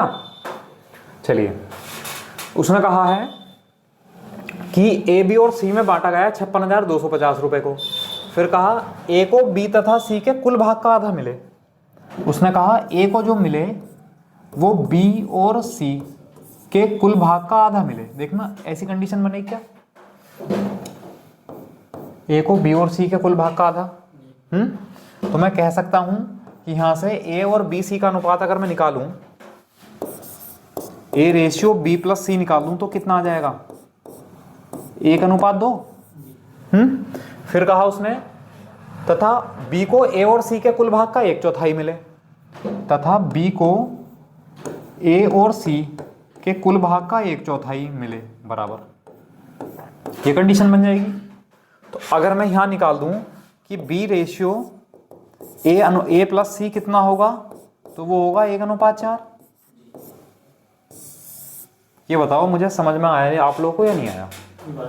समझ में आ गई। कैसे वैसे भी कर सकते, एक भाग का आधा, 1 2 और सेकंड का 4 ऐसे करके BC ने इसे पीछे करा था। कौन सा वाला पीछे, कौन सा किया था, पीछे करा था। अच्छा चलो देखते हैं, अभी देखते हैं किस कंडीशन से और कर सकते हैं। देखो एक तो तरीका हम यहाँ भी लगा सकते थे, है ना, ये रेशियो ना बनाते, लेकिन रेशियो बना के चीज़ें थोड़ी आसान हो जाएंगी। कैसा आसान हो जाएंगी, देखो मैंने कहा आपसे कि यहाँ से तीनों को अगर मैं जोड़ दूं तो जोड़ के कितना आएगा, यहाँ जोड़ दूं तो, लेकिन एक बात बताओ, ये भी a प्लस बी प्लस सी है, ये भी a प्लस बी प्लस सी है, तो ये तो बराबर आना चाहिए था। तो बराबर करने के लिए क्या करेंगे, ऊपर तो 5 से मल्टीप्लाई कर दो और नीचे 3 से मल्टीप्लाई कर दो। ये बताओ समझ आया नहीं आया, क्यों कर रहे हैं हम ऐसा? तो देखो अब बैलेंस करने के लिए तो a का अनुपात कितना बन गया, 5। अब हम डायरेक्ट बता देंगे यहाँ से, अब ए बी सी का अनुपात हम डायरेक्ट बता देंगे। ए का मान कितना बना, 5। अच्छा बी का मान कितना बना, 3। तो बी का मान बन गया 3। सी का कैसे निकालेंगे? एक बात बताओ, बी प्लस सी कितना है, 10। बी प्लस सी 10 है और बी 3 है, तो सी कितना हो गया, 7। समझ आया? चलिए, तो जब हमें ए बी सी का रेशियो मिल गया और इतने रुपए बांटने हैं, तो उसने पूछा ए को बी से कितने रुपए ज्यादा मिले। तो पहले आप यूनिट निकाल दो इनकी, कितना हुआ, 5 3 8 और 7 15। तो 15 यूनिट इज इक्वल टू कितना है, 56,250। ठीक है, तो 1 यूनिट बराबर 15 तिया 45। ठीक है, कितना बचा, 11। 15 सत्ते 105, 7 बचा, 15 पंजे 75। तो 1 यूनिट आया 3750 के बराबर। अब उसने हमसे पूछा है कि ए को बी से कितने रुपए ज्यादा मिले। तो देखो ए को मिले 5 यूनिट, बी को मिले 3 यूनिट, तो कितने यूनिट ज्यादा मिले ए को, 2 यूनिट। तो 2 यूनिट बराबर कितना हो जाएगा, 3750 का दुगुना, 37 दूनी 74 और 1 75। तो कितने रुपए ज्यादा मिले, 7500 रुपए। ऑप्शन नंबर ए आ गया हमारा करेक्ट। एक बार ए बी सी का अनुपात का वैल्यू बता देना, ए की 5 कैसा है, बी। अच्छा देखो, इसे थोड़ा सा देखो, जैसे यहाँ था तो ए था शुरू में, तो यहाँ ए का आ गया 5, ये बी था तो बी का आ गया 3, 1 गुणा 3। अब b प्लस सी का मान है यहाँ 2 पंजे 10, तो उसमें से घटा लिया। तो अब b का मान क्योंकि 3 है तो 10 में से 3 घटा दिया तो c बच जाएगा 7। ये समझ में आया? और अगर आपको इतनी कारस्तानी नहीं करनी है तो हम और भी तरीके हैं हमारे पास। ठीक है, और क्या तरीके हैं, देखो इसका स्क्रीनशॉट ले लिया सबने। और तरीका देखो ये है,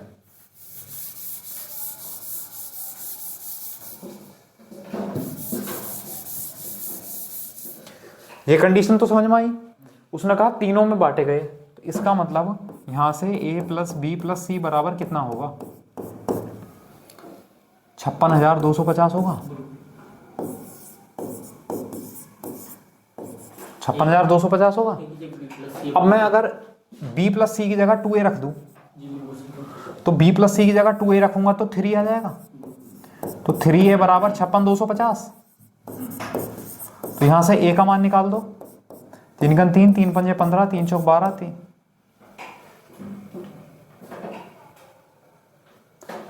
3 गन 3, 2 बचा यहाँ।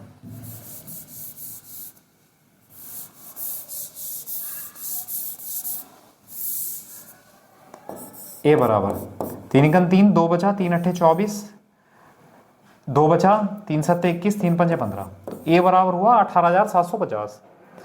अच्छा अगर मैं यहाँ a प्लस सी की जगह 4b भी तो लिख सकता था, तो जब मैं a प्लस सी की जगह 4b लिखता तो 4b और b 5b, तो यहाँ से 5b की वैल्यू आ जाएगी।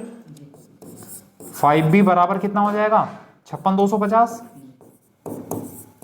तो b का मान कितना आ जाएगा, यहाँ से 5 गन 5, 5 गन 5, 5 दूनी 10, 5 पंजे 25, 11,250। अब उसने हमसे ये तो पूछा है कि a को b से कितने रुपए अधिक मिले, तो घटा लो। तो a को कितने रुपए ज्यादा मिले, घटा दो। 0 0, 7 में से 2 गया 5 और 8 में से 1 गया 7, कितने रुपए ज्यादा मिले, 7500 रुपए ज्यादा मिले। ये ऑप्शन हमारा। उसमें कैलकुलेशन कम करिए। बताओ समझ, इसमें थोड़ी सी कैलकुलेशन ज्यादा है, उसमें कम है। उसे हमने जो है ओरली रेशियो बेस पे ज्यादा जल्दी कर दिया। चलिए स्क्रीनशॉट लो, आगे बढ़ते हैं नेक्स्ट। यह है पूरी पृथ्वी पर भूमि और जल का जो अनुपात है वो 3:2 है। उत्तरी गोलार्ध में यह अनुपात 3:2 है। तो दक्षिणी गोलार्ध में यह अनुपात बताना है। साउदर्न हेमिस्फीयर में ये रेशियो कितना होगा वाटर, लैंड और वाटर का। करो आप लोग।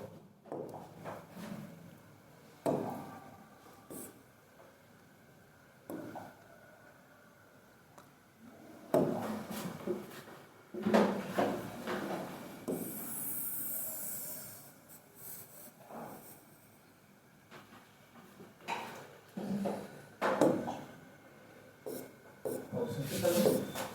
ऑप्शन से भी तो हो जाएगा। करो, ऑप्शन से करो, जैसे भी आपको समझ में आता है करो।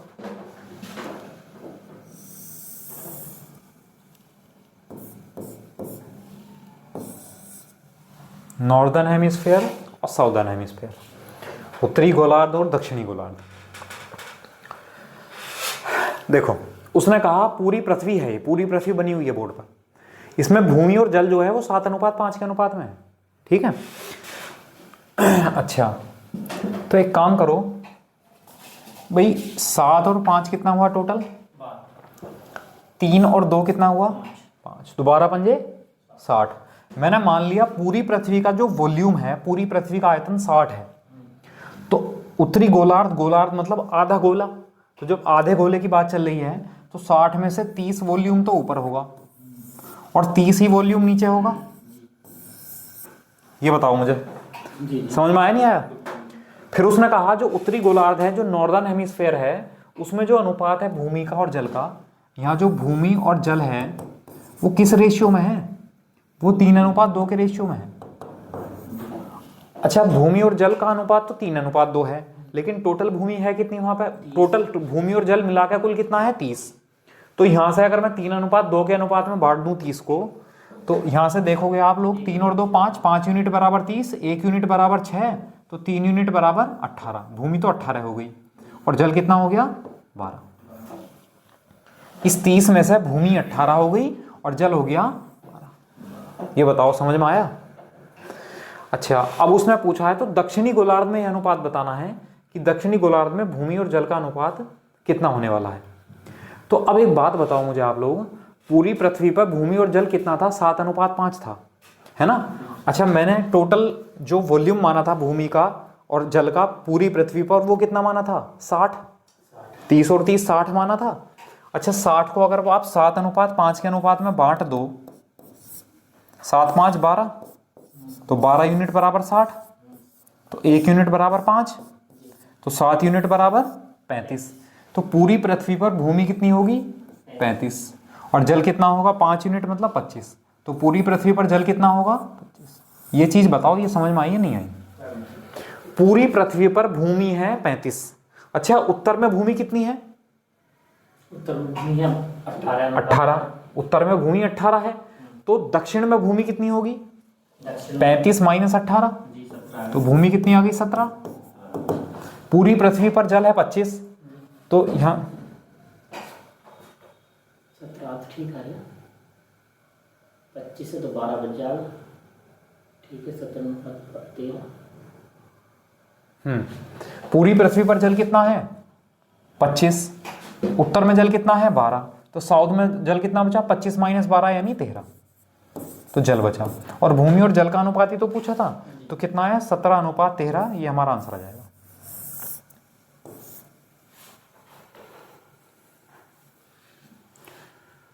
बताओ समझ में आया नहीं आया?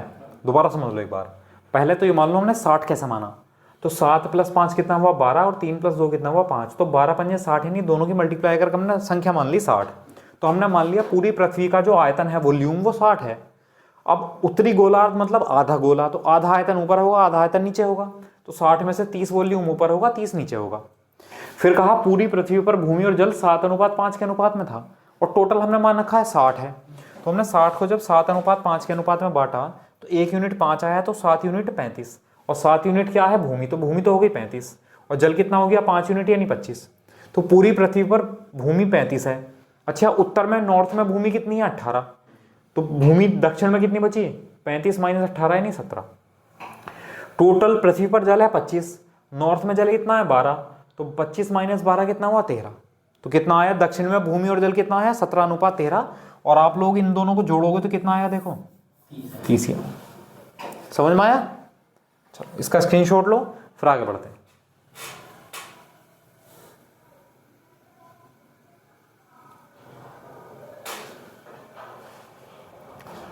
कर लिया? चलिए नेक्स्ट है कि ए और बी की आय का जो अनुपात है वो 4:5 है तथा उनके खर्च का अनुपात 3:4 है। यदि प्रत्येक जो है वो 96,000 रुपये की बचत करता है तो ए की आय कितनी है ये बताना है। ठीक है, चलिए अब मैं समझाता हूँ। तरीके तो बहुत सारे हैं करने के, लेकिन मैं आपको एक ऐसा तरीका बताने की कोशिश करूंगा जो सभी में अप्लाई हो जाएगा इस तरह के क्वेश्चन में, ठीक है।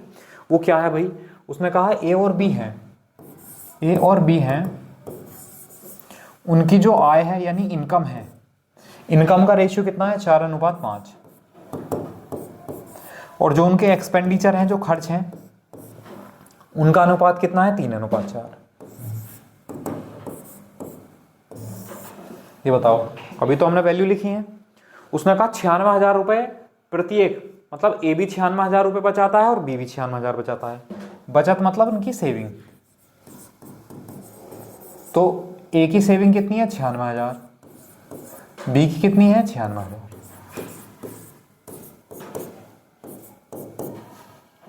ठीक है, मैं इसको डायरेक्ट करा सकता हूं बिना कैलकुलेशन के, लेकिन सारे क्वेश्चन बिना कैलकुलेशन के नहीं हो सकते।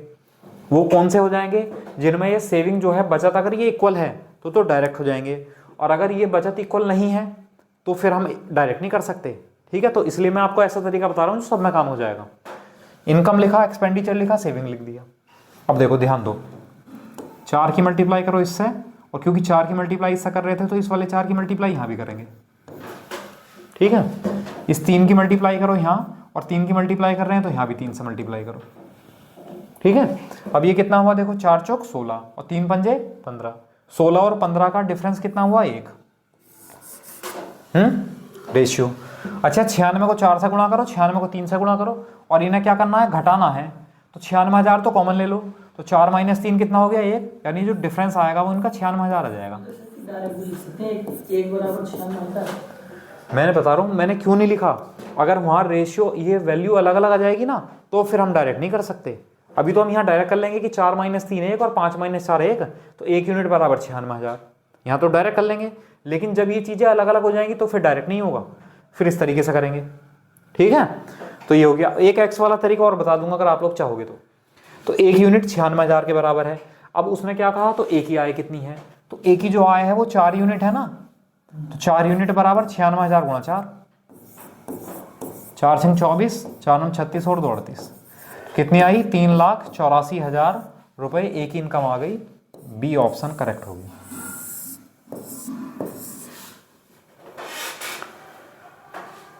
बताइए, समझ आया?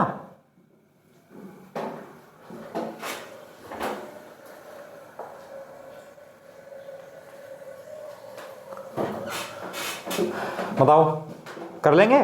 तो मैंने इसलिए वो तरीका कॉमन वाला इसलिए नहीं बताया जो डायरेक्ट वाला है, क्योंकि यहाँ सेविंग्स अलग अलग होती हैं तो फिर उस तरीके से नहीं कर पाएंगे, फिर इस तरीके से कर पाएंगे, और इससे दोनों टाइप के सवाल हो जाएंगे।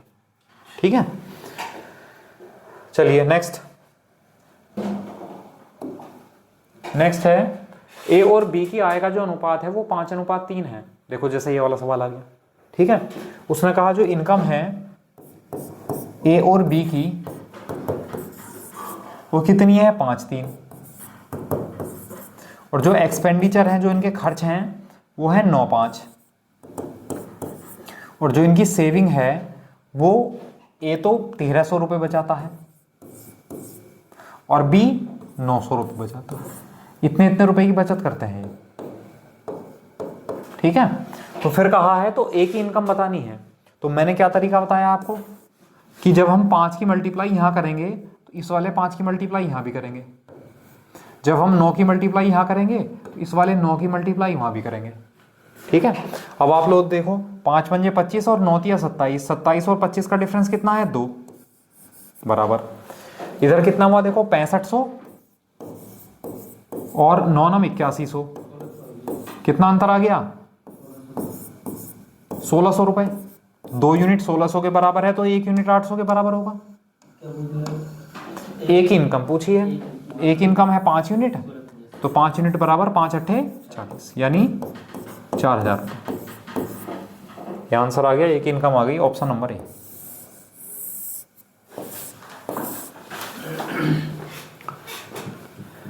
बताइए, समझ आया? चलिए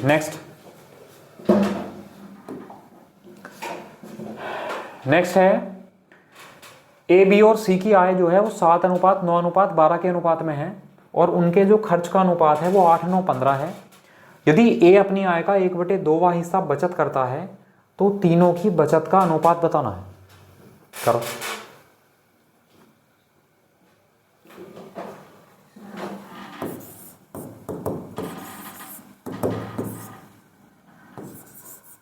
उनकी जो इनकम है वो किस अनुपात में है? 7, 9 और 12। ठीक है। और उनके जो खर्चे हैं वो 8, 9, 15 के अनुपात में है। उनके जो एक्सपेंडिचर हैं 8 अनुपात 9 अनुपात 15 के अनुपात में। इसको कैसे करें? क्रॉस इसमें तो चलने अब देखो, इसमें तो क्रॉस कर नहीं सकते है ना, क्योंकि इसमें तो इनकम का उसने बचत जो बताई है वो केवल एक ही बताई है। बी दोनों में उसने कहा ए अपनी आय का 1/2वां हिस्सा बचत करता है। ठीक है। तो ए की जो इनकम है, मैंने क्या कर लिया इसमें, ए की इनकम चलो मैंने 7x मान ली, 9x मान ली और 12x मान ली। अब ए जो है, ए की बचत कितनी है? अगर मैं बात करूं ए की बचत कितनी है, इसको y मान लो, है ना, रेशियो में से डायरेक्ट नहीं घटा सकते। तो मैं कहूं ए की बचत, उसने कह रखा है ए अपनी आय का 1/2 बचत करता है, तो ए की आय कितनी है? 7x है। तो बचत कितनी हुई उसकी? 1/2वां हिस्सा, यानी 7x/2 बचत हुई। अच्छा, बचत कैसे निकालते हैं? पूरी आय में से उसमें से आय में से अगर मैं खर्च घटाऊं तभी तो बचत आएगा। तो आय है 7x रुपए और खर्च है 8y, तो 7x - 8y बराबर कितना है? 7x/2। इसको इधर ले आओ, इसको इधर ले जाओ, तो ये कितना आ जाएगा? 7x/2 बराबर 8y। ठीक है। अब यहां से मैं x और y का रेशियो निकाल लेता हूं तो थोड़ी आसानी हो जाएगी। तो एक काम करो, आप ऐसा करो, इस 7 को तो यहाँ ले जाओ नीचे और इस 8 को यहाँ ले जाओ, तो 8 दूनी कितना हो गया? 16। तो x/16 बराबर आया y/7। x का मान तो है 16, y का मान है 7। जब x का मान 16 है तो यहाँ से a की इनकम कितनी आ जाएगी? 16 सत्ते 112, 16 नमा 144 और 16 12, 16 दूनी 32, 16 के 16 3 19, 192। ये उनकी इनकम आ गई। और इसमें से खर्च घटा। ठीक है। अच्छा, अब उसने कहा है कि ए अपनी आय का 1/2 बचत करता है, तो 112 का 1/2 कितना हुआ? 56। तो ए की रेशियो में तो 56 आएगा कहीं ना कहीं, ये भी हो सकता है, ये भी हो सकता है, ये तो हो ही नहीं सकते। अच्छा, y का मान हमें मल्टीप्लाई करना पड़ेगा, तो 8, अगर हम y की मल्टीप्लाई यहाँ करेंगे तो 8 सत्ते 56 और 7 नम 63 और 15 छक्का 90, 15 सत्ते 105, सॉरी। ठीक है। तो ए की इनकम तो हमें 56 पता चल गई। बी की बचत कैसा आएगी? 144 - 63, 4 में से 3 गया, 1 आएगा, तो 1 तो इसी में है, ये हो जाएगा, ये नहीं होने का, बस मत घटाओ पूरा। ये आंसर आ जाएगा 56, 81 और 87। बताओ, समझ में आया?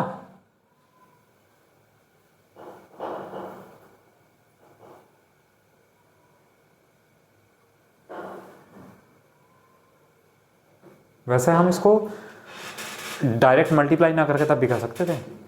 मतलब हमने ये तो पता कर ही लिया था कि ए की इनकम कितनी आएगी? 56 आएगी, ए की बचत 56 आएगी, तो 56 ये दोनों ऑप्शन हो सकते हैं, ये दोनों नहीं हो सकते। और बी का जो रेशियो है वो 9x है, यहाँ 9y है, तो बी 9 से मल्टीप्लाई होगा आएगा कहीं ना कहीं, तो 9 का मल्टीपल, हाँ दोनों ही बैठ रहे हैं, ये दोनों, ये तो वैसे भी नहीं बैठ रहे, चेक करना ही पड़ेगा। चलिए बताओ, समझ में आया? तो बढ़िया क्वेश्चन था, इतना बेकार क्वेश्चन नहीं था। चलिए स्क्रीनशॉट लो, फिर आगे बढ़ते हैं। यह है, एक व्यक्ति के पास 1 रुपया 50 पैसे और 25 पैसे के सिक्के 4:5:7 के अनुपात में हैं। यदि उसके पास कुल 640 सिक्के हैं तो 1 रुपए के सिक्कों की संख्या बतानी है। हाँ बिल्कुल आते हैं इस टाइप के क्वेश्चन बहुत ज़्यादा। उसने कहा 1 रुपया 50 पैसे और 25 पैसे के सिक्के हैं। ठीक है। अब देखो, यहाँ 3 टाइप के क्वेश्चन मिलते हैं जनरली, वो मैंने तीनों टाइप रखे हुए हैं। ठीक है। अब ये जो अनुपात है 4:5:7, ये अनुपात किसका है? मुझे आप लोग ये बता दो बस। ये अनुपात किसका अनुपात है? 1 रुपए का 50 पैसे का 25 पैसे का है। किसका? सिक्कों के रूप में। हाँ, ये सिक्कों के अनुपात हैं, है ना। और ये क्या है? कुल रुपए, कुल सिक्के हैं। कुल सिक्के हैं। जब ये अनुपात सिक्कों का है और ये कुल सिक्के हैं तो इन्हें तो डायरेक्ट बांट सकते हैं हम। तो डायरेक्ट कितना हुआ, 4 5 9 और 7 16, तो 16 यूनिट बराबर 640, तो 1 यूनिट बराबर 40। क्या पूछा है, 1 रुपए के सिक्के, तो 1 रुपए के सिक्के तो 4 यूनिट में है, तो 4 यूनिट बराबर कितना हुआ, 160। बी ऑप्शन आ जाएगा। बताओ समझ में आया। अच्छा, आप में से कुछ लोग क्या कर रहे होंगे, 1 की मल्टीप्लाई 4 से कर रहे होंगे, 50 पैसे की 5 से कर रहे होंगे, 25 की 7 से कर रहे होंगे, बराबर जोड़ के 640 के बराबर रख रहे होंगे। ऐसे भी कंडीशन आएंगे, लेकिन पहले कंडीशन समझ लो ऐसा करते कब है ना। तो जब हमें सिक्कों की संख्या का अनुपात पता है और ये टोटल सिक्के दे रखे हैं, तो हम डायरेक्ट ही बांट सकते हैं इसको। समझ में आया। चलिए नेक्स्ट ये है, एक व्यक्ति के पास 1 रुपया 50 पैसे और 25 पैसे के सिक्के 5 6 4 के अनुपात में हैं और उसके पास कुल 720 रुपए हैं। उसके पास कुल 720 रुपए हैं। अब देखो, इस बार ये किस चीज का अनुपात है, ये सिक्कों की संख्या का अनुपात है, और ये क्या है, ये रुपए हैं। तो हम डायरेक्ट नहीं बांट सकते, तो रुपए बनाने पड़ेंगे। अब देखो रुपए कैसा बनाएंगे भाई, 1 रुपया है हमारे पास 50 पैसे हैं, हमारे पास 25 पैसे हैं, और इनकी जो संख्या है वो 5:6:4 के अनुपात में है। ये क्या है, इनकी संख्या। अब एक बात बताओ मुझे आप लोग, कि आपके पास 1 रुपए के 5 सिक्के हैं, तो कितने रुपए हो गए, 5 रुपए हो गए। आपके पास 50 पैसे के 6 सिक्के हैं, तो 3 रुपए हो गए। आपके पास 25 पैसे के 4 सिक्के हैं, तो 1 रुपया हो गया। तो ये अनुपात किसका है, अब रुपए का। और ये क्या थे, टोटल रुपए। तो अब हम बांट सकते हैं डायरेक्टली।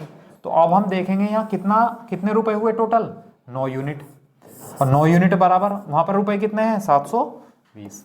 तो यो 9 यूनिट बराबर 720, तो 1 यूनिट बराबर 80। 1 यूनिट 80 के बराबर है। क्या पूछा है, 50 पैसे के सिक्कों की संख्या। तो संख्या ये है भाई, ध्यान रखना। तो 50 पैसे की संख्या कितनी है, 6 यूनिट। तो 6 यूनिट बराबर 6 × 48 यानी 480। तो 480 होंगे 50 पैसे के कॉइन्स यानी सिक्के। बताओ समझ आया नहीं आया। यहां हमने क्यों डायरेक्ट नहीं बांटा, क्योंकि ये सिक्कों की संख्या का अनुपात है और ये रुपए हैं। अगर हाँ ये अनुपात रुपए का होता और ये भी रुपए होते तो हम डायरेक्ट बांट देते। ठीक है, ये चीज समझना है, यही कॉन्सेप्ट है बस। कर लिया। नेक्स्ट है, एक व्यक्ति के पास 1 रुपया 50 पैसे और 25 पैसे के कुल 500 सिक्के हैं और प्रत्येक प्रकार के सिक्कों के मूल्य जो हैं वो 5 4 3 हैं। तो 50 पैसे के मूल्य वर्ग में कितने रुपए हैं। मतलब देखो इस बार हमें कुल सिक्के दे रखे हैं, ये क्या है, सिक्के, टोटल कॉइन्स। और ये अनुपात किसका है, मूल्यों का, मतलब रुपए का अनुपात है। तो हम डायरेक्ट नहीं बांट सकते। क्या करेंगे, देखो हमारे पास 1 रुपए का सिक्का है, हमारे पास 50 पैसे का सिक्का है, हमारे पास 25 पैसे का सिक्का है। ठीक है, और इस बार जो रुपए का अनुपात दे रखा है हमें वो कितना है, 5:4:3, मतलब मूल्यों का अनुपात है ना, तो ये रुपए है। तो हमें सिक्कों की संख्या निकालनी है। अब देखो सिक्कों की संख्या कैसे निकालेंगे भाई। 1 रुपए, आपके पास 5 रुपए हैं, ध्यान दो, आपके पास 5 रुपए हैं और सभी जो है वो 1 के सिक्के हैं। तो कितने सिक्के हुए, 5 सिक्के हुए। ठीक, आपके पास 4 रुपए हैं और 50 पैसे के सिक्के हैं। अगर आपके पास 1 रुपया होता तो 50 पैसे के 2 सिक्के होते, और अगर आपके पास 4 रुपए हैं तो 4 दूनी 8, तो आपके पास 8 सिक्के हो गए। अगर आपके पास 1 रुपया होता तो 25 पैसे के 4 सिक्के होते, और आपके पास 3 रुपए हैं तो 25 पैसे के कितने सिक्के होंगे, ये बताओ समझ में आया नहीं आया। अच्छा, अब संख्या टोटल कितनी हुई, 12 20 5 25 है ना, अब 25 हुई। अच्छा, टोटल संख्या कितनी है कॉइन, 500। तो 25 यूनिट बराबर है 500, तो 1 यूनिट बराबर कितना है, 20। ठीक है, अब हमसे पूछा क्या है कि 50 पैसे के मूल्य वर्ग में कितने रुपए हैं। तो 50 पैसे के मूल्य वर्ग में कितने रुपए थे? 4 यूनिट। तो 4 यूनिट बराबर 80। कितने रुपए थे? 80 रुपए। यह आंसर आ गया हमारा डी ऑप्शन। बताओ, था बढ़िया क्वेश्चन नहीं? तो मैंने आपको इसमें इसका कॉन्सेप्ट क्लियर कर दिया कि कब हम बांटते हैं डायरेक्ट, कब हम डायरेक्ट नहीं बांटते, रुपए कब बनाते हैं, संख्या कब बनाते हैं। समझ गए आप लोग? क्या दो चीजें देखनी है, एक तो ये संख्या किसकी है और एक ये अनुपात किसका है। बस यहीं से आंसर हमारा क्वेश्चन सॉल्व हो जाएगा। ठीक है, चलिए नेक्स्ट है कि 1 वर्ष पहले ए और बी की आय का जो अनुपात है वो 3:5 था। उनकी पिछले वर्ष तथा वर्तमान वर्ष की व्यक्तिगत इनकम, जो पर्सनल इनकम है, उसका अनुपात है 2, 3 और 4, 5। यदि उनकी वर्तमान आय का जो अनुपात है, वर्तमान आय का जो अनुपात है का योग जो है वो 86,000 रुपए है, तो ए की वर्तमान आय कितनी होगी ये बतानी है। 1 year ago the ratio of income of A and B was 3:5. The ratios of their last year's income to their present income are 2:3, 4:5 respectively. If the sum of their present income is 86,000 rupees, what is the A's present income? देखो, बहुत अच्छा बढ़िया question है level का, और हो सकता है आप लोगों को लैंग्वेज पढ़ कर कुछ दिमाग में बात आ भी नहीं रही हो कि क्या पता नहीं कौन सा पिछले वर्ष, कौन सा इस वर्ष, क्या दे रखा है। मैं आपको पहले सवाल समझाता हूँ। हमसे कहा 1 वर्ष पहले ए और बी की आय का अनुपात था 3:5। ध्यान से समझो, पहले बेसिक से कराऊंगा, ट्रिक भी बताऊंगा, लेकिन पहले बेसिक से समझ लो इसको। ए और बी है ना, 1 माइनस का मतलब मैंने मान लिया 1 साल पहले, पी मानूंगा तो प्रेजेंट। तो 1 साल पहले, 1 वर्ष पहले ए और बी की आय का अनुपात है 3:5। ये बात समझ में आई? अच्छा, फिर उसने कहा पिछले वर्ष और वर्तमान वर्ष। पिछले वर्ष मतलब 1 साल पहले, और वर्तमान मतलब प्रेजेंट।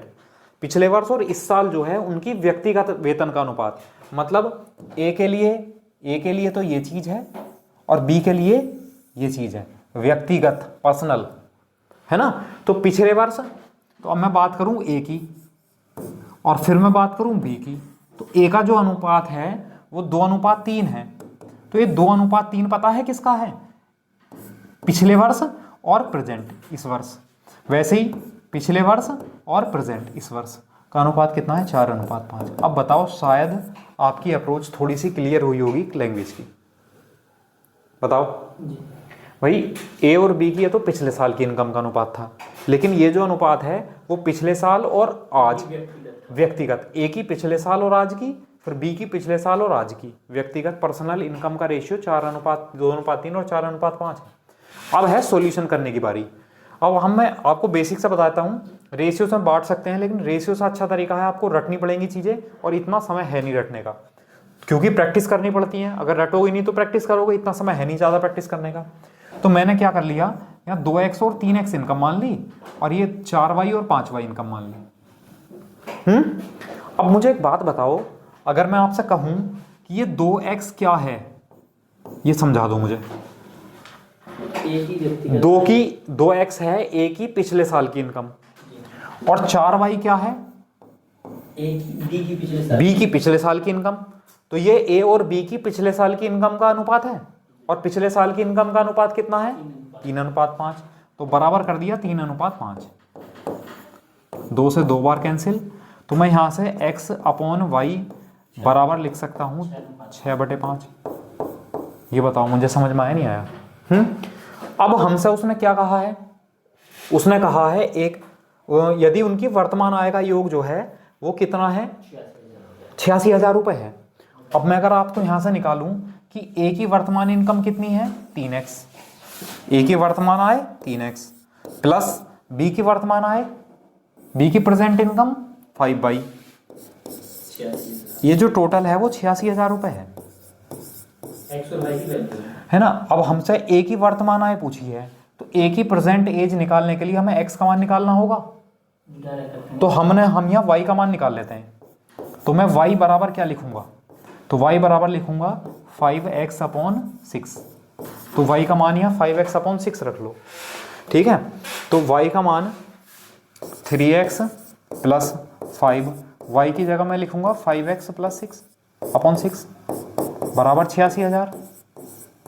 अब 6 × 18, 5 × 5 = 25, 25 8 33 10 43, तो 43x upon 6 is equal to कितना आ गया 86,000 और 43 दूनी 86 2000। तो यहां से x का मान कितना आया 6 दूनी 12, x का मान आया 12,000। ये बताओ समझ में आया। अच्छा उसमें पूछा है ए की वर्तमान इनकम, तो ए की वर्तमान इनकम है 3x, तो 12 × 36, ऑप्शन नंबर सी हमारा आंसर आ गया। बताओ मैंने बहुत सरल तरीके से बताया है आपको। अगर मैं रेशियो से करता ना तो आपके जो दिमाग है ना उसमें भूसा सा बन जाता सारे सवाल का, परेशान हो जाते कि ये कहाँ से क्या कर दिया, रेशियो कहाँ की किसकी गुणा कर दी बराबर करने के लिए, है ना। इसलिए मैंने आपको रेशियो से समझाया ही नहीं बिल्कुल। अगर आपको रेशियो से समझना है तो हमारा यूट्यूब चैनल है द कॉन्सेप्ट, उसका लिंक वीडियो के डिस्क्रिप्शन में मिल जाएगा, वीडियो का लिंक भी डिस्क्रिप्शन में मिल जाएगा। वहाँ पर आपको डिटेल से और ट्रिक से दोनों चीज़ से समझाया गया है, ठीक है। चलिए, और जो भी साथी नए हैं वो चैनल को सब्सक्राइब जरूर कर लें और बेल आइकन जरूर प्रेस कर दें भाई, और वीडियो को लाइक कर दिया करो, अच्छा लगता है। सर ऐसे भी तो कर सकते हैं हम इसे। हाँ, जैसे x की जगह 6 रख दें, y की जगह 6, y की जगह 5, 43,000 बराबर यूनिट निकाल कर करना पड़ेगा फिर आपको। आप जब x की जगह 6 y की जगह 5 रखोगे तो यूनिट निकलेंगे वहां से, तो यूनिट का मान निकलेगा। एक यूनिट बराबर 23,000 हाँ आ हाँ जाएगी। बिल्कुल बिल्कुल, 2,000 मतलब 12 कर लगे 6। बिल्कुल ठीक है। बहरहाल समझ में आया जितना कंडीशन बताई मैंने। चलिए नेक्स्ट है सोने की कीमत इसके वजन के वर्ग के समानुपाती है। एक व्यक्ति ने सोने को 3:2:1 के अनुपात में तोड़ दिया और उसे रुपए 4620 रुपए की हानि हुई, तो सोने का प्रारंभिक मूल्य ज्ञात करो। बढ़िया लेवल का क्वेश्चन है।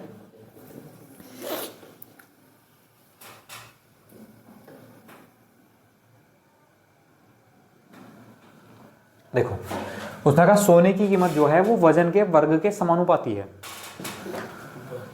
सोने की जो कीमत है यानी मूल्य, जो मूल्य है वो वजन के वर्ग के समानुपाती है। ये कंडीशन बननी है कुछ। चलिए, तो क्योंकि हम यहाँ रेशियो लेंगे यहाँ रेशियो, लेकिन हम यहाँ ना वजन को बराबर कर लेंगे, वजन के स्क्वायर के बराबर लेके चलेंगे हम मूल्य को। अब उसने कहा सोने को एक व्यक्ति ने 3:2:1 के अनुपात में तोड़ दिया, है ना। मतलब जो सोने का वजन है अगर मैं बात करूं वो कितना है 3:2:1 है, तो टोटल वजन कितना हुआ, टोटल वजन हुआ 6।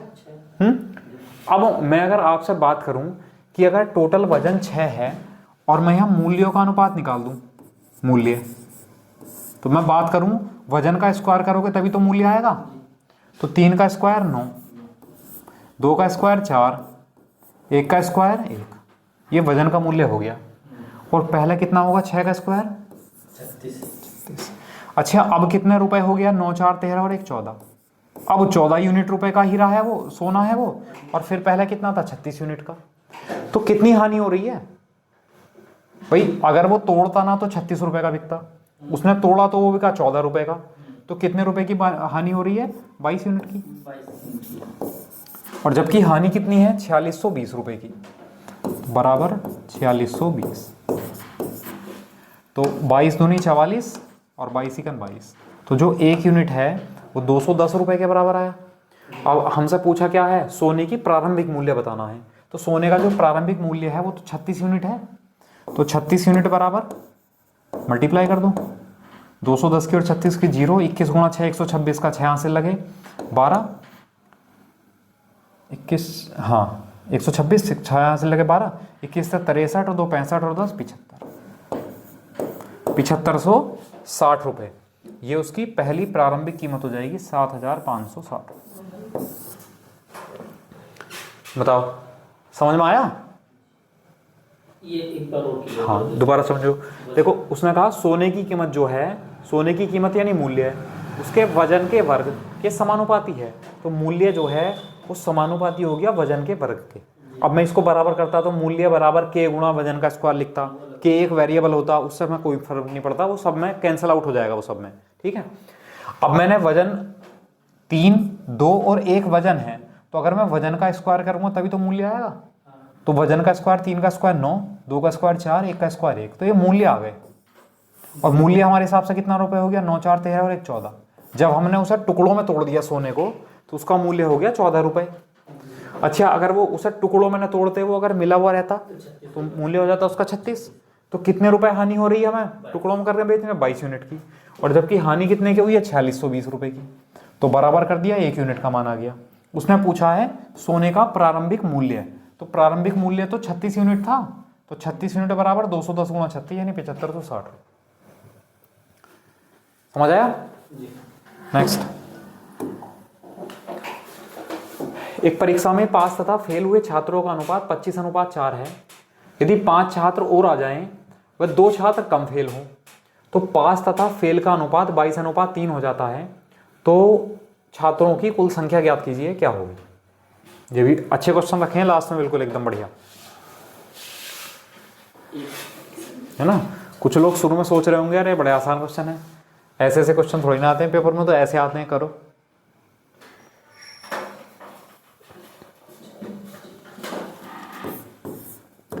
पास तथा फेल का जो अनुपात है वो 25:4 है। ठीक है, तो हमने मान लिया कि 25x बच्चे पास होंगे और 4x बच्चे होंगे फेल। तो टोटल बच्चे कितने होंगे, कुल बच्चे होंगे 29x। ठीक है, अब उसने कहा यदि 5 छात्र और आ जाएं, भाई अगर 5 छात्र और आ गए तो कुल कितने बच्चे हो गए, 29x + 5, ये टोटल बच्चे हो गए। और उसने कहा 2 छात्र कम फेल हो। पहले कितने छात्र फेल हो रहे थे, 4x फेल हो रहे थे, तो अब 4x - 2 फेल होंगे, 2 छात्र कम फेल होंगे और कुल संख्या है ये।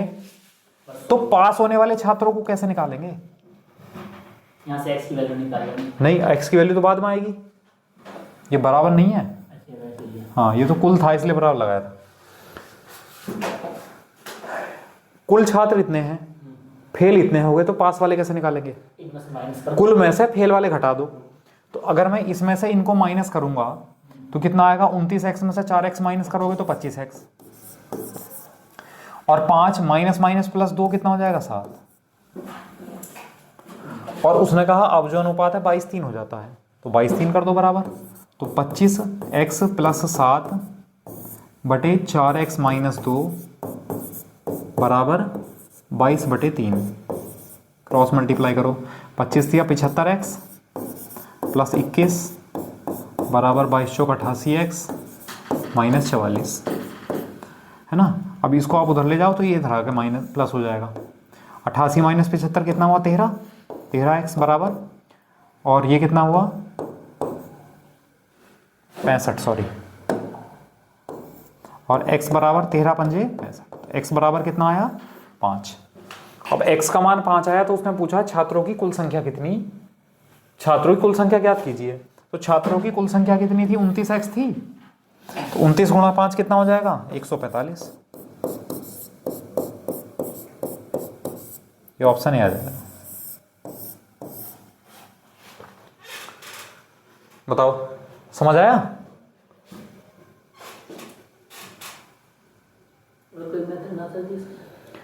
और बन सकता है, बना देंगे। रेशियो बनना हो सकता है। अब यहाँ जो है ना संख्या सभी में चेंज हो रही है, बन जाएगा, कोई ना कोई कंडीशन बना दूंगा। चलो मैं फिलहाल अभी से कर लिया। चलो नेक्स्ट, ये है यदि A/B + C 1:3 है, C/A + B 5:7 है, तो B/A + C बताना है ना। अभी हमने ऐसा कुछ किया था एक क्वेश्चन में, है ना, तो वही करना है इसमें। उसने कहा A/B + C, A/B + C का जो अनुपात है वो कितना है, 1:3। फिर कहा C/A + B का जो रेशियो है वो है 5:7, और हमें जो वैल्यू बतानी है वो वैल्यू किसकी बतानी है, ए रेशियो बी प्लस सी की। तो मैंने आपको ये बताया है कि यहाँ आप देखोगे भाई ए बी सी, हाँ अच्छा sorry, B ratio A plus C, B ratio A plus सी की वैल्यू बतानी है। अब आप लोग देखोगे अगर मैं इन तीनों को जोड़ दूं तो कितना आएगा 4 यूनिट, और मैं इन तीनों को जोड़ दूं कितना आया 12 यूनिट। तो ये तो बराबर ही होना चाहिए था ना, क्योंकि तीनों बराबर हैं भाई, ए प्लस बी प्लस सी है, ये भी ए प्लस बी प्लस सी है, तो बराबर करने के लिए 3 से मल्टीप्लाई कर दूं। ठीक है, अब हमारे पास देखो 2 ऑप्शन तो वैसे नहीं हो सकते इसमें, क्योंकि तीनों का टोटल है 12, तो तीनों का टोटल ऐसा होगा जो 12 से कट जाए, 12 को भाग कर दे, तो 12 को ये भी भाग करेगा, ये भाग नहीं करेगा, ये भाग करेगा, ये भाग नहीं करेगा, है ना। फिर उसने कहा है बी के बारे में पूछा है। अब मैं एक बात अगर आपसे पूछूं कि ए का मान तो कितना हो गया यहाँ से 3, ए का मान तो हो गया 3, सी का मान कितना हो गया 5, अब बी प्लस सी अगर 9 है, बी प्लस सी 9 है, सी 5 है, तो बी कितना होगा 4। अब रख दो यहाँ, बी कितना हो गया 4 और ए प्लस सी कितना हो गया 8, तो 4 दूनी 8, 1 अनुपात 2, ये हो गया सी ऑप्शन।